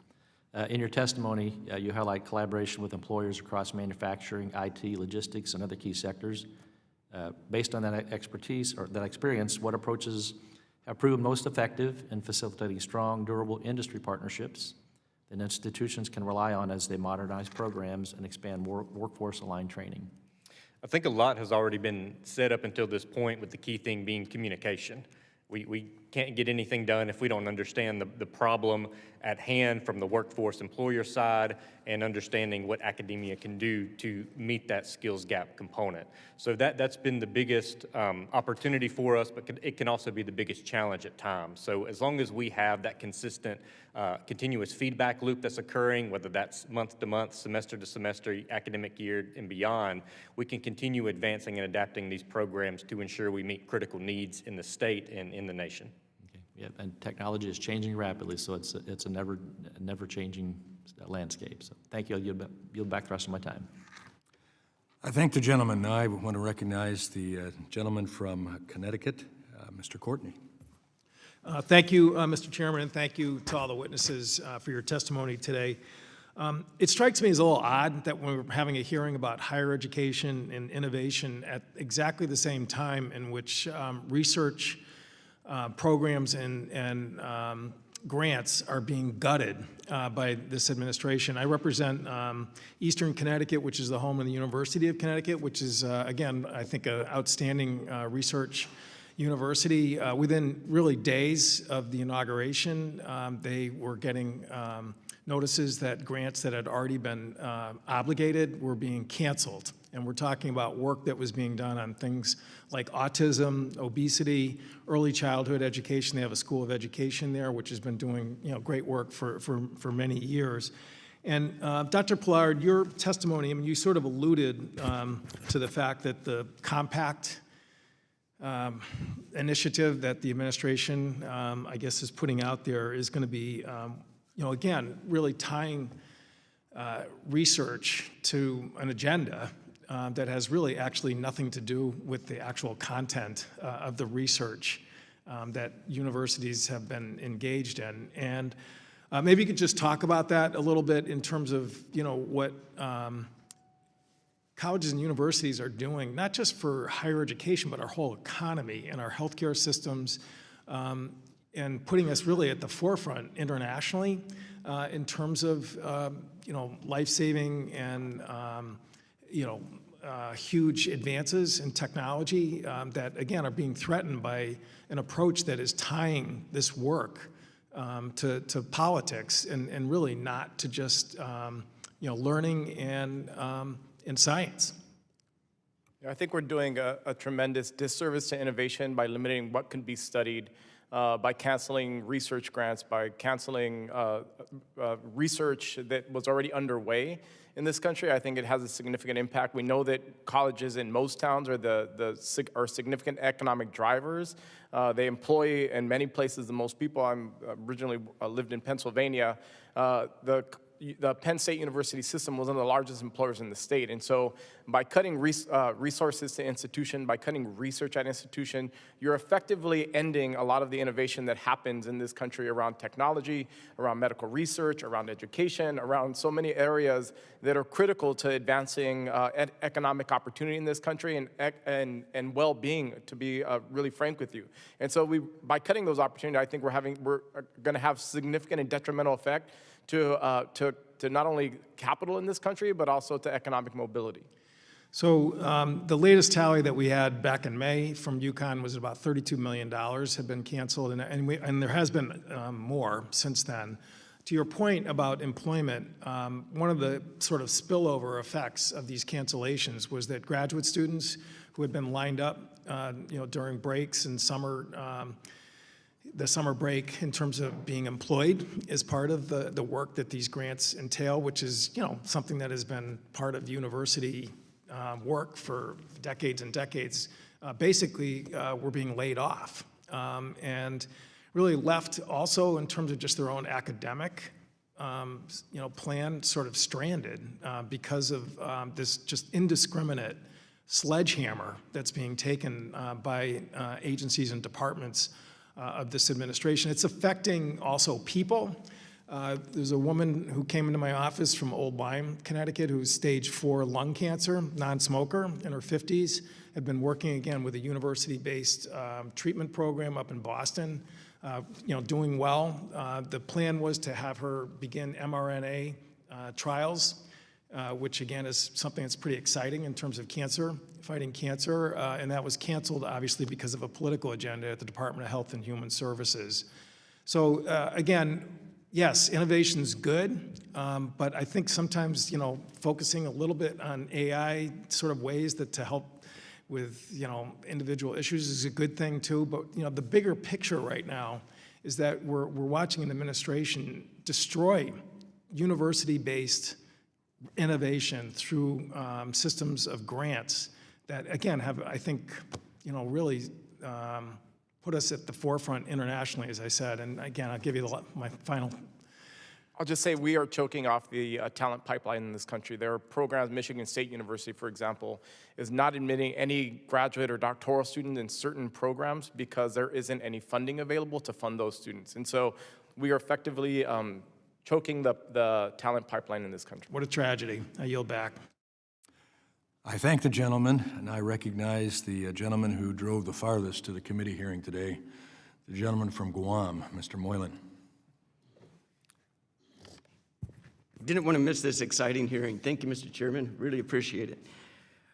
And it is exciting for me. I just recall as you're sharing their stories for these students that are now experiencing this, I recall when I used to go in and buy used textbooks at the library at the university, and the best used textbook you would get is the one that is highlighted and it has notes in it from the previous students, because it's highlighting the questions for the instructor, because they go over the same test every year and every year, and I got an A in that class. But it's just really exciting how we've been able to take this so far, and that used textbook was the only AI I had then. But now this is a great time, and you'll be able to reduce the costs as well. I had a part-time job. My parents gave what they could, until finally the GI Bill really made it happen for me. But then after a 4-year degree, I had no real work with my degree and ended up working in a restaurant. Fortunately, the Army picked me up and I got active duty, so I'm happy for that.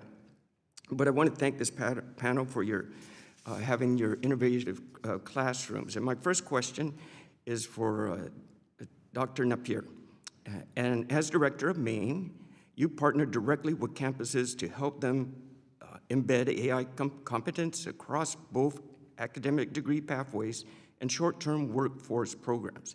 Can you talk about how you help them integrate these skills and which strategies have proven most effective in helping colleges modernize their curricula while remaining financially stable? Thank you for the question. Partly this goes back into, we have 2 routes, like a shared curriculum that's pretty general and broad that anybody can take and deploy. And what that does is reduce duplication. It also gives maybe some of the smaller institutions higher quality content, and then positions the larger institutions to streamline a process there. They don't have to start from scratch, essentially. So on that pathway, it's pretty general. And then what they can do, whether that's an institutional or instructor standpoint, is pick that curriculum apart, pick and choose aspects they want to embed into their current teaching. So again, if I'm teaching an English composition course, maybe I don't need to understand the development of AI, but I need to understand the ethical and responsible usage of it, and maybe the prompting side, how to write and things of that nature. So there are different flexible pathways from both an institutional standpoint and then instructor by instructor. And we see that while all of these institutions work together under the main umbrella, they all have autonomy to approach it in the way that best fits them at this time. Thank you. And Mr. O'Rinde, thank you. Just take that a little slower. The program has long been cornerstone of access for needy students, but the program now faces a significant budgetary shortfall. We also own taxpayers' assurance that these dollars follow value, not failure. Given your decision to keep tuition below the maximum Pell Award so students can attend debt-free, how should we think about Pell's structure in an era of physical pressure if we want to encourage more low tuition, debt-free models like yours? It's a great question, and look, I think the Pell Grant is one of the most important things that groups like this have ever done in our country. In fact, if you walk around our office in New York, in our headquarters, we have lots of portraits just like this of Senator Pell. It's a little bit weird, but it's a great opportunity for us to always talk about the great work that groups like this can do. I think there's a simple solution, which is that, yes, Pell has about a $4 billion shortfall at current rates, and I think that we can probably figure out how to spend less Pell at institutions where it has almost no impact. We have more than $5 billion of Pell going to institutions like the University of Southern California, no offense to anyone who's that's their alma mater, where the Pell Grant represents less than 4% of the annual tuition. Pell's not supposed to be used that way. It's supposed to be the difference maker. It's supposed to be used at community colleges, at in-state universities, where without the Pell Grant, students would actually not be going to college at all. Instead of making Pell a 5% off, let's make it a 50, or in the case of campus, 100% off the cost of attendance. Thank you. For my last question, Dr. Docking, as you might know, the University of Guam has been leading the way as a 4-year accredited institution in the Western Pacific, which is a point of pride for us in Guam. But one of the challenges that can bring this limited resource for expanding programs, can you please discuss how the hybrid model you described can enhance choice for students where academic options might otherwise be limited? Yes, sir. Places like Guam are perfectly suited for the shared classes that we offer. And if your institutions were to join the consortium of what currently is 140 colleges and universities throughout the country, it'd give you access to these classes, and you wouldn't be limited by borders or anything else for the majors that we currently offer. Thank you. Thank you to the panel. I just want to add one final thing. My colleague recommended that your curriculum also include capitalism. I also want to add patriotism, too. Thank you so much. Thank you, Mr. Chairman. I thank the gentleman, and I recognize another former teacher, the representative from New York, Mr. Mannion. Thank you, Mr. Chair. Thank you to the witnesses for being here today, and I appreciate the opportunity to discuss innovations happening in higher education and how we can improve college affordability and student success. In Central New York and the Mohawk Valley, our community colleges, universities, private and public, and our K-12 institutions are leaders when it comes to embracing new ways of learning and preparing students for the future workforce. It's also a great part of our history, as Syracuse University and the State University of New York Environmental Science and Forestry had a relationship back in 1911 that partnership was established. So we continue to build on our tradition of growing technology programs in the area and work with our local employers in the K-12 public and private higher ed space to make sure that we're meeting the needs of those workforce demands in our higher ed institutions and our K-12 institutions, are leaders in providing that skilled workforce. For example, there are dual enrollment and direct admissions programs that have been streamlined. These educational pathways are expanding opportunities for our students, and formal articulation agreements between colleges are simplifying the transfer process by ensuring students can keep all of the credits that they've earned. These innovative models should be scaled up to address national challenges. I'm particularly concerned about programs as they relate to the transfer process. Many students do lose far too many credits and can find themselves functionally starting over, putting years of work to waste. In fact, although 80% of community college students intend to transfer to a 4-year college, only 1/3 end up transferring within 6 years, and only 13% ultimately earn a 4-year degree within 6 years. So in that vein, related to transfer of credit, I'll start with Dr. Del Pilar. You've done a lot to analyze the challenges of the transfer process and offered recommendations for improvement.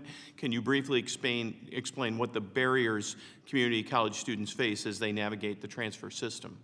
mean, I think that the transferability of credit is the largest obstacle that students face, number one. Number two is navigating a very complex admission system that oftentimes discourages students from transferring onto an institution. You know, some of the GAO did a study years ago, found that transfer students on average lose around 52% of their credit. This is one of the places where I think AI can provide significant support in doing that type of course analysis and allowing for, you know, if 90% of the course matches and only 10% doesn't match, then you have that pairing with the human who can actually look at those differences in curriculum. And so I do think that the transferability of credit, knowing what transfers and having easy pathways is the biggest obstacle that transfer students face.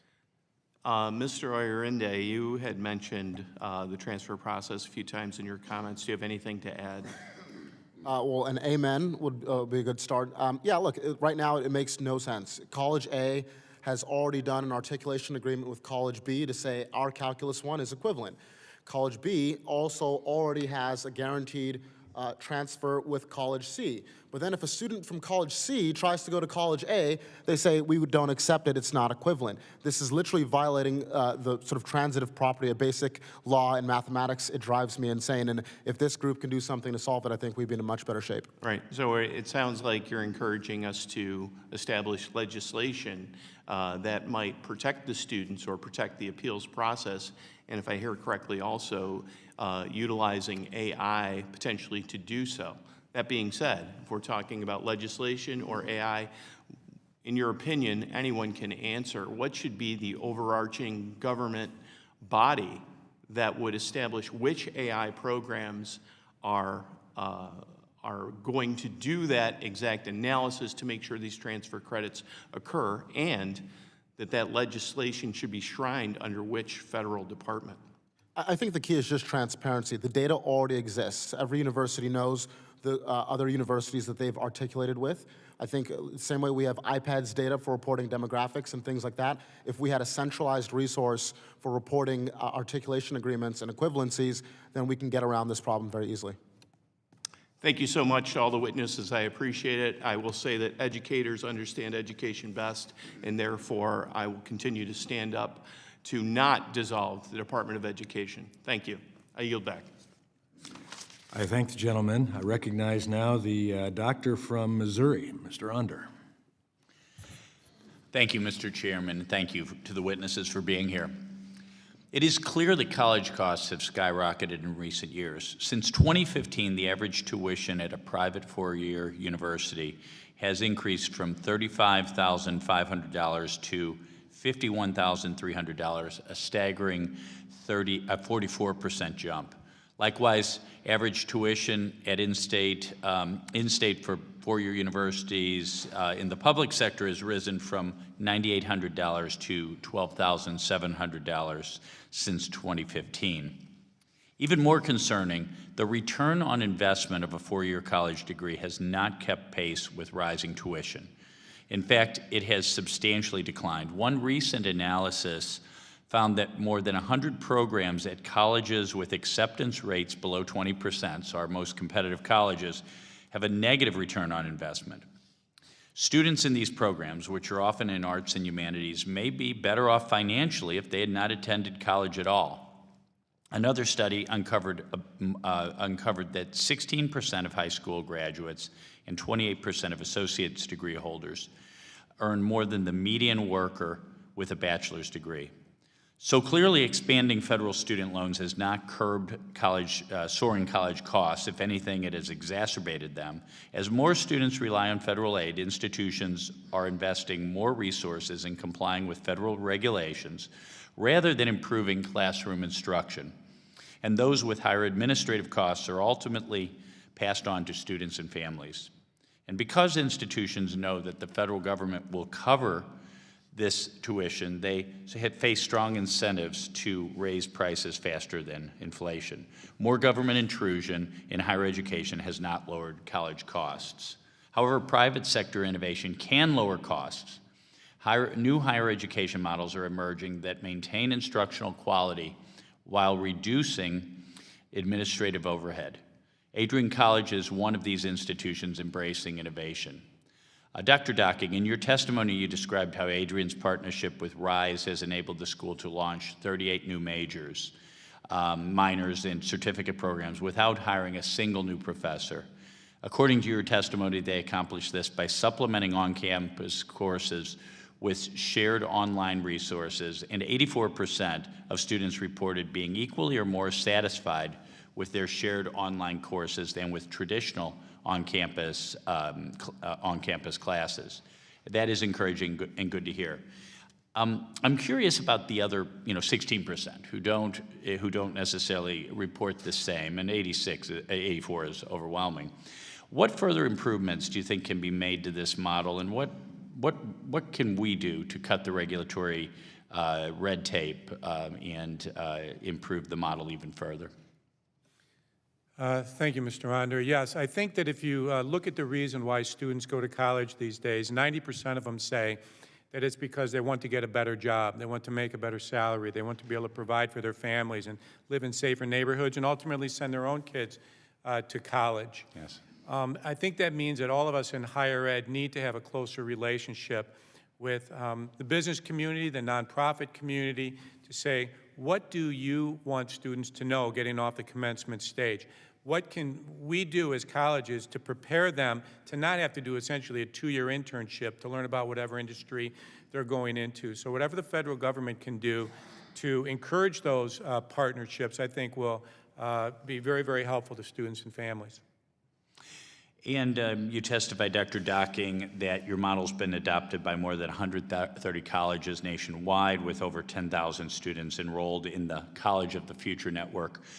Do you believe this collaborative model could scale further, and what challenges would you anticipate based on your experience so far? I do, Congressman, and I think because it's simply gotten so expensive for all colleges to operate that you will see colleges really being forced to get into a more collaborative model. And I think that's a good thing. I think, when we sit before Congress and we say we want, increases in Pell and SEOG and work study, I mean, that's important. We all, like additional monies. But I think the federal government probably is saying, what are you doing, colleges, to hold down costs? And I think this is the biggest initiative of its sort in several years, to truly hold down costs. Well, thank you so much for your testimony. Again, thank you for all you for being here. Mr. Chairman, I yield back. I thank the gentleman. I recognize my friend from California, Mr. Desaulnier. Thank you, Mr. Chairman, my friend from Michigan. Thank you to the witnesses for being here. This reminds me of a little deja vu all over again, Yogi Berra, and arguments in this committee some years ago about for-profit colleges and whether they were developing efficiencies overall and preparing young Americans for critical thinking and actually going into the workforce and being productive. Dr. Del Peller, in that regard, as a member from the Bay Area who has had conversations with skeptical investors who invested in technology 20 years ago and did quite well, but now are similarly skeptical about AI being oversold by investment community. I just finished a wonderful book on the subject matter, The AI Con. So 86% of teachers and students, according to the Center for Democracy and Technology, used AI in 24-25, and a similar amount were skeptical about the practical application and the value, both from teachers and from students, and their experience. So good ideas can be bad, just like old ideas. What kind of guardrails do we have to thoughtfully look at? And I'm not against using technology, and my district surrounds the University of California and is in between 3 national laboratories. So using technology, but it's how we apply it and make sure it's done in such a way that there's a benefit that is measurable. That's sometimes, well, it's frequently difficult to measure. How do you prepare young people to go out and have successful lives? I would say that one of my concerns, especially around AI, is bias, the presence of bias, and who it biases in these systems.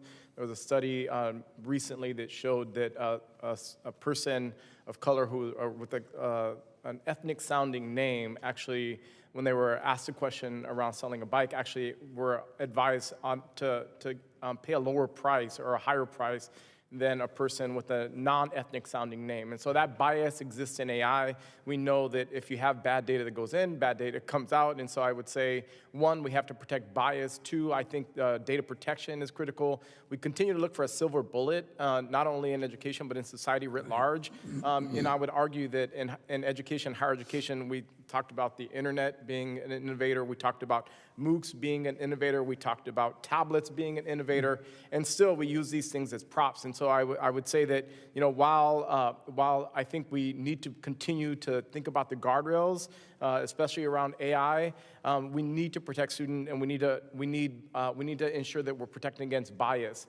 The most disruption we saw in education higher ed was during the pandemic. And so when we're forced to change, oftentimes is when we see change in higher education. So on a full student experience, spending a lot of time looking at that, particularly for disadvantaged communities, and being in a state where the CSU system, the community college system, and the UC system work really well and efficiently, particularly community colleges where transfer students regularly in my district can get their AA and have a pathway to a UC or a CSU. But we've been spending more and more time, for a variety of reasons, technology foremost amongst them, on behavioral health support for the students. So speak to that a little bit. All this disassociation in technology, we now know how that has hurt younger people in cognitive development, but also college-age students. So getting this right is first do no harm. Let's make sure that we're not inhibiting innovation, but also that it's not, we're not investing in it in such a way that there's so much damage we have to go back and repair that damage generationally. Yeah, we shouldn't be innovating at the expense of students or at the expense of anyone, to be perfectly frank with you. And so I do think as we look at the challenges, especially post-pandemic, students are struggling with the mental health, struggling with access to mental health services. And so I do think we have to be thinking about how we provide those services that not only provide students with their basic needs, but also those needs that allow them to thrive. And so as we think about how we're supporting students, we have to think not only about if we're providing them access to the internet or to the most innovative curriculum, but also if we're providing them access to those other services that are critical for student supports. So on one level, as a former small business owner, reducing cost, I get the efficiency of having teleclasses and using the scale, but you've got to figure the whole cost analytically. So if it's beneficial for bringing down the cost, but if there are societal costs, how do we analyze that and prepare ourselves for that and be at the least aware of it? And with that, I'll yield back. I thank the gentleman. Now I recognize the good representative from Wisconsin, Mr. Grothman. First of all, I'd like to respond to something that was said from the other side of the aisle about a half hour ago. There was a strong implication that it was superior to get ahead, that you ought to be involved in a four-year university. And I don't think that's true even remotely. I don't think it's true financially. Not that I'd suggest everybody drive truck for Walmart, but I pointed out that one of those Walmart truck drivers live better. You see on the back, I guess they're making about 140 grand a year, which I'm sure is more than most college graduates make. I think since I've been a politician, one of the things I do is I ask kids at Eagle Scout Awards what they're going to do in the future.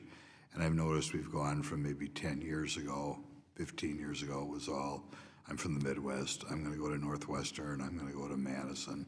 Now more and more are going to tech school, more and more are going to trade school, which means they're catching on. But I'm still afraid when people say things like the Congresswoman from the other side of the aisle said, that you're leading kids to believe that college is the answer, a four-year college. It's not the answer.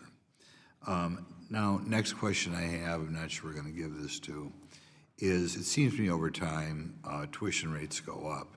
And it seems to me also the number of non-teaching personnel in colleges has been going up somewhat dramatically the last 30 years, which kind of concerns me because I don't know what you're getting for these people.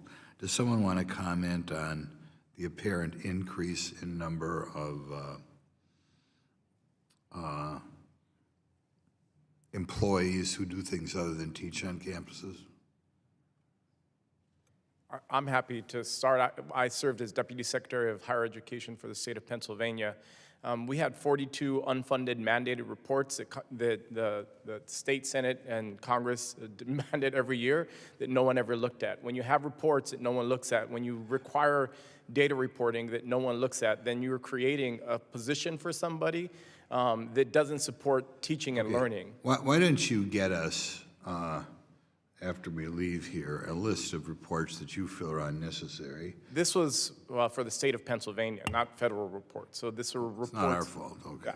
But there are, for example, the Trump administration for the most recent request for admissions data, there's been some estimates that show that it's going to take 200 hours to collect that 7 years of admissions reporting data for institutions. Those are. What was the purpose of the reports? To effectively have a better sense of who's getting admission and how colleges are determining who gets admitted to their institutions. I'll just jump in here. Look, the reality is that we have to get much more efficient at actually running these administrative processes. Things like data gathering should be fully automated if institutions have modern systems, and that's possible today. Exactly. You would figure in gathering paperwork, you'd have a lot less people working there than were working there 30 years ago. If you've got the modern systems, that's right. Yep. Okay, a couple of you are running colleges that do a lot of online teaching. Percentage-wise, how much does your tuition, and by the way, I'm from Wisconsin. I know in Wisconsin for a while they were charging more for online classes than in-person classes. I never got a good answer for that. But how much lower do you think you can cut tuition if you go online compared to everybody's got to show up? Well, our goal at Adrian College, and we're a very traditional private liberal arts institution founded in 1859. But as we look at the future of higher ed, we absolutely believe it's hybrid, that students that even go to traditional schools will be taking some of their courses online. It is less expensive for us to do that by a substantial amount. I said earlier that it costs $500,000 to start a new major. In the traditional system, with this new shared system that we have, it's about $15,000. As we look out, we hope to drop tuition 20 to 30% over the next several years because of the tremendous efficiency that's brought to the system when our schools work together. Okay, anybody else want to take a swing at that one? Well, yeah, look, we've already done it. We've demonstrated that we can keep tuition priced below max Pell by doing live synchronous online. If you just do asynchronous, I think you're going to see, as Dr. Pilar said, poor results as we saw with some of the MOOCs. But when you focus on synchronous, people can still have that human connectivity that is so important when you want young people to stay engaged. Okay, people on the other side also commented on how they do things in Europe. As the great Ronald Reagan said, we didn't found this country to do what Europe did, right? Okay, thank you. We're out of time here. I thank the gentleman.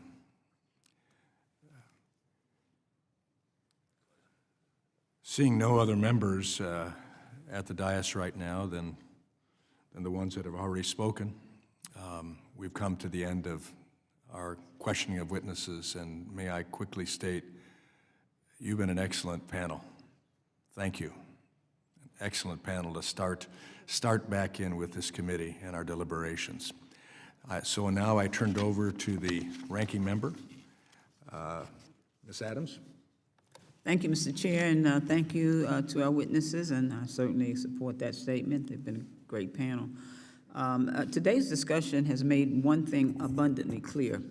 Innovation in higher education is only meaningful when it improves student success, expands opportunity, and promotes equity. We all agree that technology, new learning models, and student-centered practices can transform higher education. However, as we've heard, innovation without accountability, evidence, and a focus on outcomes is not progress, it's a step backward. And that's precisely the direction the Trump administration and my Republican colleagues have taken us. Their big ugly law cuts essential financial aid options, pushes families into predatory private loans, and makes it easier for bad actors in the for-profit sector to exploit students. Their efforts to dismantle the Department of Education, especially hollowing out the Institute of Education Sciences, have left us without the basic research and data needed to understand what works. We cannot innovate responsibly if we are operating in the dark. We've demonstrated that when we ground innovation in evidence, we can help students not only increase enrollment, but also complete their degrees and find rewarding work. Programs like the Post-Secondary Student Success Grants show what real student-centered innovation looks like. Initiatives that improve advising, expand tutoring, support basic needs, and ensure students stay on track. Removing federal funds for these programs is not just short-sighted, it puts us on the back foot on the world stage. And so as we confront rapid changes in technology and the growing presence of AI in classrooms and workplaces, we must redouble our efforts on evidence-based solutions that close gaps rather than widen them. Our charge is simple: ensure every student, no matter who they are or where they come from, has a fair shot at a high-quality degree and the brighter future that it provides. Thank you again, Mr. Chairman. I yield back. I thank the gentlelady. It pleases me to have a hearing where my notepad is filled up, and encouragement. I appreciated several comments today. No silver bullet. How true that is, especially if we're thinking of academia meeting the key issue, and that's educating a workforce. And so when we are stuck in a setting where the same old is the same old, and that's what we're going to do, we will not achieve the success that I think our commitment has today to be committed to. I like the concept of a key issue for education that will sell education to the students of the present and the future is no debt. I like that. That does sell.